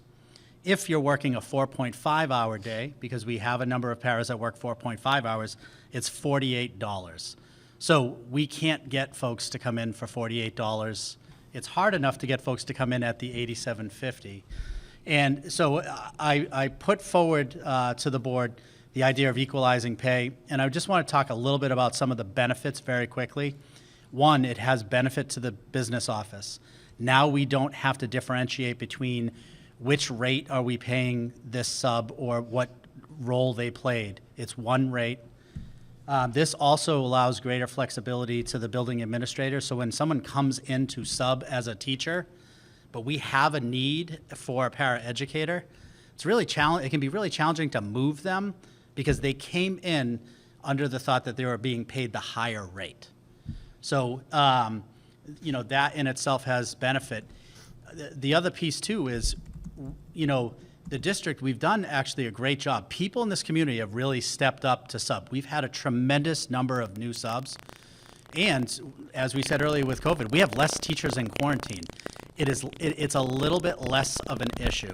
Still an issue, but where we have an issue is we don't have people who are stepping up to substitute as a paraeducator. And that is problematic because what that does is it can cause a compliance issue. If a child on an IEP requires a one-on-one or a paraeducator and the paraeducator isn't there that day, there's the possibility that we could open compensatory services. So if we incentivize being a paraeducator, we potentially could create the opportunity where more people would want to do that job. Because there's some people in our community wants to come and help out with schools. They don't necessarily want to be the sage on the stage, in charge of the classroom, but they wouldn't mind working with a small group of students or individually with a student as a paraeducator. They're both two very challenging jobs. They're apples and oranges. And I think equalization makes our lives easier from the business standpoint. It can make the buildings' lives a little bit easier, and it provides better pay for individuals who are, giving their time to the school. All right. Questions for Mr. Thompson? Caitlin? Is there any point in time where our employee paraeducators would be getting less per day if we bumped it up? So right now, yes, because we pay the $87.50 and we pay the $50 COVID bonus. But that's true right now already. Our substitute teachers who come in to work as a teacher, they receive a higher rate than a para would. And even our para subs with the $50 bonus, in some cases, they do make more money than the para educators we have. But that's dollar for dollar. That doesn't take into account any of the benefits they have, whether that's, health insurance, dental, New Hampshire retirement, or prorated benefits, days off. So, yeah, that problem already exists and would exist under this model as well. That's kind of my only concern with this. Obviously, I want to be able to pay people the amount that gets them in the door because we have a need. I'm just concerned what it does to morale, I guess. I agree, because you don't want to undervalue the paraeducators. Well, They're- I don't know. For me, I think about where I work. We have temporary employees that come in doing the same job as other team members I have. They make about the same money. Sometimes they make a little bit more than my staff. However, they don't get the benefits. For us, I can't speak for teachers. It doesn't lower the morale. There's a difference there. The pay is, it's a little bit different. But those that are employed full time do have a lot more benefits that make up a lot more. That is there. So for me, I don't think it undervalues. There is a clear difference because we're not offering those substitutes all of the benefits. And if you put that dollar for dollar, then that person that's full time is making quite a bit more overall. So that's I don't look at it. I'm just for myself. I don't look at that as a, competing wages or anything like that. Yeah, they may make a little bit more in the dollar, but their take home overall retirement, everything. They get days off, all those things. That's not part of the substitutes. So I think I compare it, because I know we don't have part-time teachers. We do have part-time paraeducators so they're not, you're right, it's not exactly the same. There's always gonna be like that. It's just because I know that group has people who are not full-time, who are working, like, as Bob mentioned, 4.5. I think is what he said, so. Well, and also our proposed operating budget, we're moving the vast majority of our paraeducators from part-time to full-time. And if you look at the overall compensation package, when you include the cost of a family plan, for people accessing insurance, they're making significantly more money. And then the other piece too, I can tell you, I did, I talked with David and did a little research. The districts are split. I would say there's probably more districts that have two different rates as opposed to an equalized rate. And I came from a school district that had an equalized rate, and we still couldn't get people to come in and sub as paraeducators. And I still think we may face that problem as well. Part of what we're doing here might just be largely symbolic. It's a difficult job to fill, and we just have trouble filling it. So. Any other questions, comments? We'll be looking for a motion to raise the substitute para pay to equal the substitute non-certified teacher pay. So moved. Second. Second. Is there discussion or anything from anyone? All right, all approved? All right, thank you. Thank you. Thank you. Yep, thank you for bringing it to us. All right, so next, it's that time of year. We are going to start the superintendent's evaluation process. Per the guidelines, and I'm going to just roughly say when we get back in March, we really kick this off with the board members, and we'll start to evaluate per CBIR. That information is in board members' packets. This is what we did work on towards the end of last year, beginning of this past year, and over the summer. And so that is going to start. It'll be formalized and sent out to get this feedback from board members. There'll be 360 feedback, and we'll be looking to wrap this up, if I remember right, no later than May 31st. So this is more of awareness for board members that this will be happening very shortly. So start to get that on your mind. You've got this so that if you wanted to get a jump start on it, you could. I'm still holding the superintendent to something he said, which was, I'll get you the 97 votes. So we're going to wait for that until I evaluate. No. So you're going to hand out red pens? But no, so this is just more of an FYI to the board members, and that is there, and that will start and kick off in March for most of us. Dun, dun, dun. All right. Next one is policy readings. So again, board members, you have 2 policies for second reading for adoption. This is, let me make sure I get this, policy IJL, library material selection and adoption, and policy JICK, pupil safety, violence prevention, and anti-bullying policy. So take a moment to read over this, and if there's any discussion needs to be had, but looking for a motion to accept second reading of policies IJL and JICK. I'll make the motion. I'll second.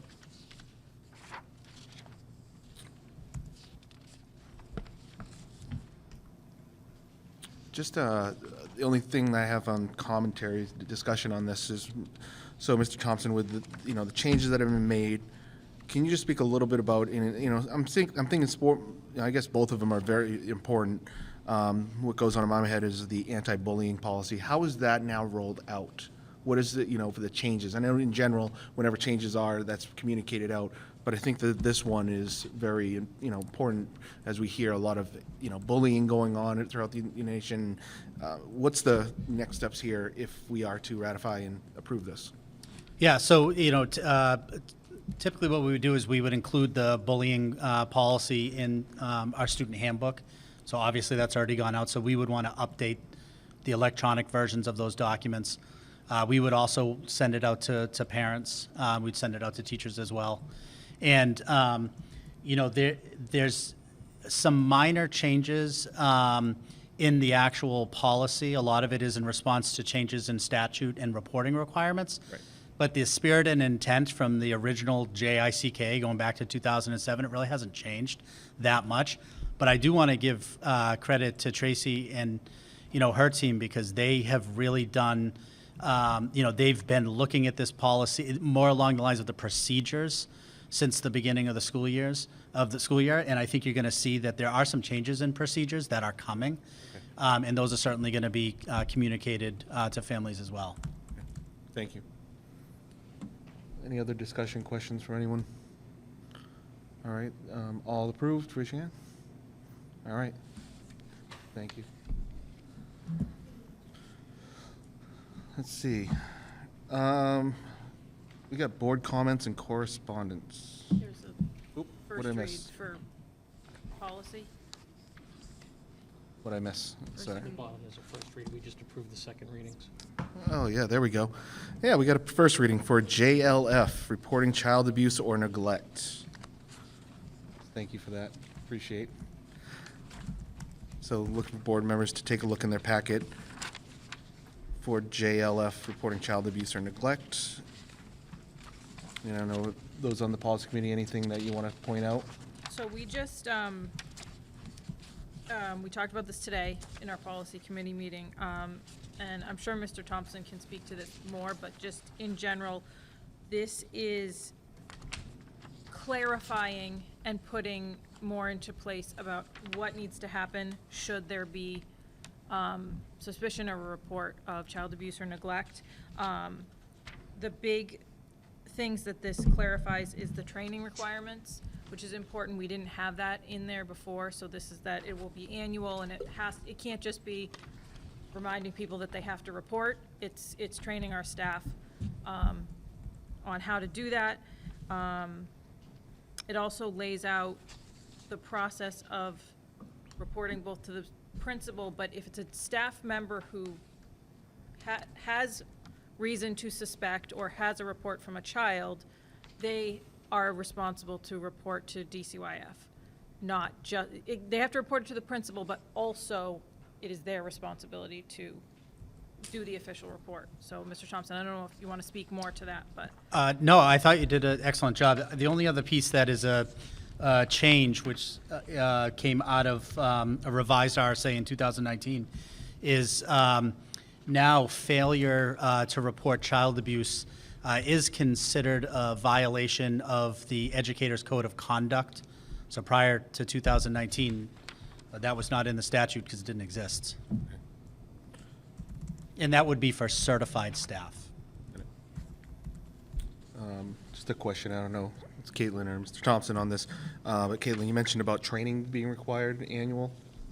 Is that something we have to do right now for all staff because it wasn't as part of the policy? Do we have to provide that training now, like between now and the end of school year? Or is that something that we're good this year and we're gonna be, doing it more robust next year? What's that look like? It's our intention to provide that training this year. In fact, Tracy's been in touch with the Department of Health and Human Services, and they're finalizing training for either the March staff meetings at each building or April.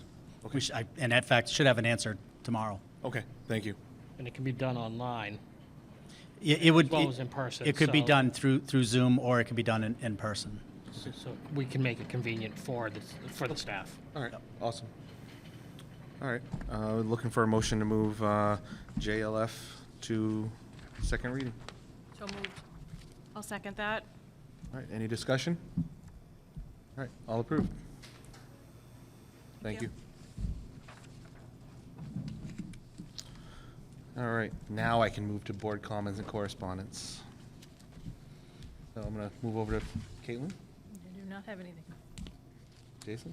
It came up, we discussed it tonight, but over the last month, I'd helped out with the principal search. And just wanted to recognize, thank Mrs. Tomaselli, as well as Mr. Thompson, and the teachers and staff that were on board with the entire process.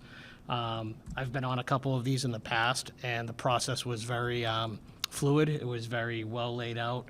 Mrs. Milbury, you even mentioned it tonight, that it was rigorous, but a lot of thought and effort was put into it. It ran really, really smooth. It was great to have a good pool of candidates, and thank you very much for how you ran it. It worked out really well, I think. Nope, I don't have anything. I want to say that I had the privilege of sitting in on the candidates interview with the students, and I was so impressed. I mean, I got a little teary. I was like, oh my God, Nicole, I'm gonna cry. I was so impressed. The questions were amazing. They were comfortable. They weren't nervous. They asked follow-up questions. They just were so good. I can't even explain how wonderful they were and how impressed I was. I also want to say that I was very impressed with the interaction that Nicole had with them after, discussing the candidates with the students. And she was just really just down to earth and really talking to them, like peer to peer. And it was really nice. So I just want to commend everybody on that.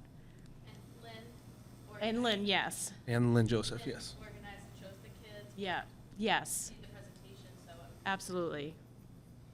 All right, I'll make mine really quick because it's getting pretty late here tonight. I also sat with parents on the interview panel there in the library. There was probably a dozen of us or so, 14, 15, something like that. Well, what stood out to me there was, besides having great candidate that we've brought forward to tonight for the parents that showed up that were involved, it was very interesting to me because we had three parents that were, they were kind of interviewing us. Not, they weren't only interviewing yourself, Aaron, but they were interviewing the school. They've taken their children out of the district over the last few years due to COVID, and they're contemplating bringing them back in, which I thought was powerful for a couple of reasons. One, that they want to still be involved even though their kids aren't here.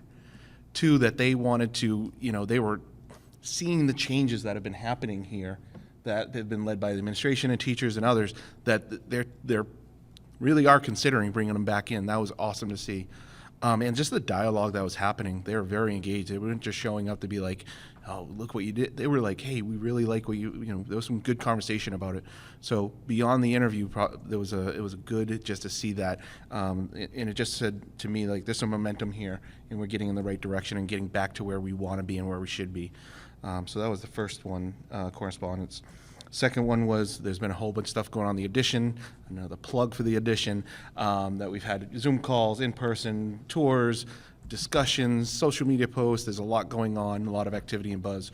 So please, see how you can support that.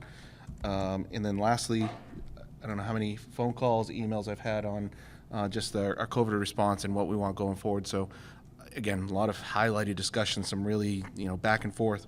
But I appreciate that when given the opportunity, there's been some good discussion. I just want to say it again to thank the teachers, the parents, community members that don't even have kids in here. Don't always agree, but we did have some good conversation and respectful. So thank you again. All right. I'm going to go to consent agenda now. All right, have a personnel report for the board. Let's start. I have one resignation. This is for professional staff member Catherine Kennedy, and she is a HMS special education teacher. All right. Be looking for a motion to accept the resignation of Catherine Kennedy. So moved. Second. Really want to appreciate Catherine and everything she's done here, so just want to say thank you. It's really hard what a lot of the teachers are doing, and hearing, just what all the teachers are going through. We appreciate this, and with regret, I'll look for everybody to approve the motion. Raise your hand. All right. Thank you. Next, I have one nomination. It's for an administrator. I'd like to nominate Erin Milbury to serve as the next principal of the Hsdsb Middle School. I got scared for a second. I was like, what are you nominating me for? All right, are we looking for a motion to accept the nomination of Erin Milbury? So moved. Second. Just really quick, something I did just right before this is, in board members, if you've never seen this, it's pretty cool. You go down the hallway over here, there's the principals that have been here at the middle school going back, and you've seen the ones that have been here for 20 years or the 10 years, 5 years, et cetera. But it's cool to see that progression, and definitely from me to you, Aaron, welcome you to the Hempstead community. I do think it'll pass because you definitely have a lot of credentials, but your face will be up there, and you'll be a part of the school system going forward forever. So, any other comments, questions? All approved, please raise your hand. All right, there we go. Welcome to the team, Erin. Welcome. Thank you. No going back now.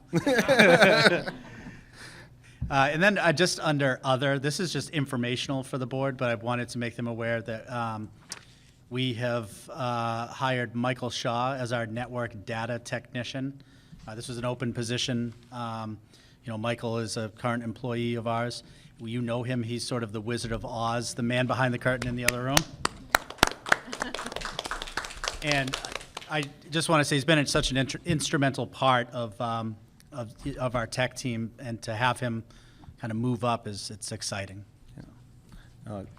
I've worked with Michael on a few different things, and it's a great, I'm kind of, my background is techie and whatnot, and he's awesome to work with, so it's awesome to see this, and really congratulations. Thank you for everything, not just setting stuff up for us, but, the work you've done with the websites and the teachers and the students, everything you do, so it's, sometimes it's that job that some people don't know about how hard it is, but I recognize it, and I know we do, so thank you. Thank you. All right. Anything else, Mr. Thompson? Yeah, just under the superintendent's report, I just wanted to highlight a couple of items. Number one, on February 4th, we held our first remote snow day, and I want to take the opportunity to thank all of the staff for their hard work. This really, there was a lot of time and effort that went into making this day a success. So we gave a survey to staff and to parents as well. I just wanted to highlight quickly from the parent perspective some of the things that went well. So the positives, the number one response from parents was 15 minutes felt like the right amount of time. It seemed appropriate. Their child wasn't in front of a computer the whole day. Teachers seemed very prepared. This wasn't just hop on Zoom. They had pre-planned lessons. And they were very impressed that students seemed to know the routine. It wasn't the parent necessarily sitting next to the kid all day. They knew how to log on to the Zoom largely, right? The negatives, number one was 15 minutes felt like it was not enough. So it's kind of interesting that you get those two different perspectives. And then the other one that I had a number of people who, they just love the traditional snow day. And so there was a lot of feedback around that. And I don't disagree. I love the snow day as well. and there's no substitute for live instruction. There absolutely is not. But again, I go back to the comment earlier that, you got to kind of balance that with like a day at the end of, I mean, we're already looking at, the 23rd of June as an end date. Throwing in a remote day on a day where it's raining and freezing rain, it wasn't really a snow day. So, we will use them strategically at times, but it is our intention to balance the need for the traditional snow day with some remote days. So I hear those folks out there who have that critique. I have the same critique myself. Also, just wanted to highlight, the middle school is celebrating Kindness Month, and there's a lot of really wonderful activities that have been occurring. I had the opportunity last Friday to visit with actually 3 groups of students, the Sunshine Squad, the Anti-Bullying Club, and the Student Council. They were painting these kindness rocks that they were giving out to staff. It was just, really, it just warmed my heart. It was a nice way to end the week. And then also, over the last couple of days, our senior leadership team has been having some conversations with 8th grade teachers in particular about building in some advisory activities around kindness, tolerance, acceptance.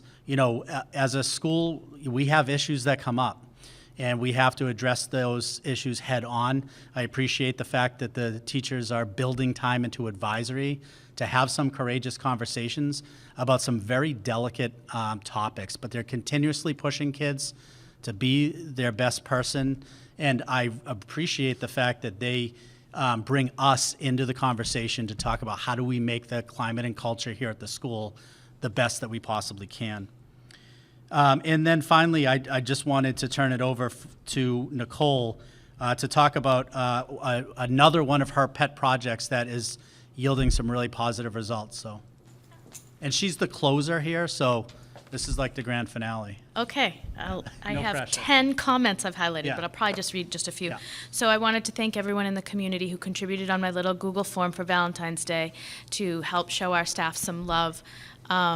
Because I know we have teacher appreciation, we have staff appreciation, activities that have been planned for, many years in the past. But this was just kind of an impromptu idea. I've seen it shared at a regional curriculum meeting. And the staff, they love the boost. And I will reiterate to families that there are a few things teachers cherish more than your very genuine feedback about the impact you have on their kids. So keep emailing your teachers, keep calling them, and share your thoughts, because they do work incredibly hard to meet all of the kids' needs. So we sent a little Google form around, I think it was just maybe February 10th or so, to just gather some comments, and we put them on hearts and put them on display in both schools for staff to read outside of the staff room. And there were a lot of hands that helped make this happen. We had students show up at the PTSA meeting. We had parents at the PTSA meeting. I know Dave drove around town to gather materials. We had school secretaries helping assemble the bulletin boards. Lynn and Jen Howard and their students have been putting them up here in the middle school. But I wanted to read to you a few of the comments because they're just so endearing and so genuine. So one here says, "Thank you, Mrs. Pekalski, for always helping my son have a great day and playing along with his imagination, with his wild imagination. We appreciate it more than you know." That's a kindergarten teacher. Another one, "The world has crumbled at our feet during the last 2 years, and you have stepped up to make sure to hold it together for all of our children. You've made them feel safe, happy, and loved during a time that has been scary and so confusing. Thank you will never be enough, but nevertheless, thank you from the bottom of our hearts. I know my child is in wonderful hands at HCS and that he is constantly learning, growing, and expanding his creativity. None of this would be possible if not for the incredible staff at the school. We appreciate you. He gives my children a creative outlet for art, and they feel comfortable and safe to be themselves in his class. Thank you, Mr. T." That's Michael Torelli, art teacher. Ms. Garside and Dr. Cheney, I feel, have gone above and beyond for my little guy. I wish he could stay with Ms. Garside for every grade. I want to thank you all so much for what you do. Another kindergarten. They have no idea what's coming in grades 1, 2, 3, so I don't mean to single out kindergarten. There's another really nice one here for our school nurses. We're so very thankful for the nurses and all that they do every single day to ensure the safety of our children, but also to ensure the safety of the entire community. Despite curveballs being thrown left and right by the world, They've remained the calming, caring, attentive presence they always have been. We don't know how they do it, but they are rock stars. And there's several, I want to be fair, I want to read some from the middle school. Thank you, Mr. Hudgens, for offering so many extracurricular opportunities this year and listening to students' suggestions and preferences. Ms. Hewitt, thank you for proving to my daughter that yes, girls are good at math and it is even fun. My daughter sings your praises often.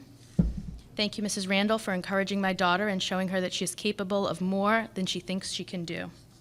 And I have 6 pages. I mean, I could go on all night. People have been very generous with their comments, and I really appreciate them citing specific teachers. And that's not to, leave anyone out, but I would take the time always as a parent and as a community member to show your appreciation. It takes just a little bit of time, and it really does go a very long way with our staff. So, we'll continue to celebrate them in all the ways we can. All right. Thank you. That's great. Next, that's pretty much consent agenda, correct? That's it, yep. All right. So you don't get to close, by the way, just so, under other business, old business, just to remind everybody, 3 weeks, we have the vote here, again, March 8th, here at the middle school from 8 a.m. to 8 p.m. For those that don't know, we're kind of on a break for a little while. We don't come back for a board meeting until March 22nd when we have the reorg meeting.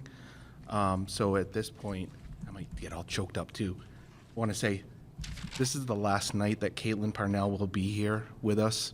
She's been on the board for a number of years. We appreciate everything that she does and has been doing, volunteering and just stepping up for many years. For me as a mentor, a friend, comrade, fellow parent that has kids together and all those things, I appreciate everything you've done here, Caitlin, dragging me onto the board 3 years ago. I don't know if I'm thanking you for that or no. But no, I just want to say thank you for everything that you've done, you continue to do. I know you're going to be involved in the community for many, many years. So just, I can't express enough what what our friendship has meant, but also just as a fellow board member, what you've been able to bring here, raise my knowledge, my experience through the dreaded SAU separation, but just the different things we've done through the legal teams with that, and just brought the humanity of being a school board member. So I really, really appreciate you, and I thank you.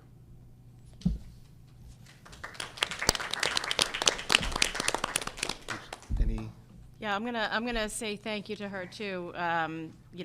This is my first year on the board, and there's a huge learning curve. So having you here to help us through a lot of things and give us the history and just sometimes just listen to me. I really, really appreciate everything you've done and for stepping up again.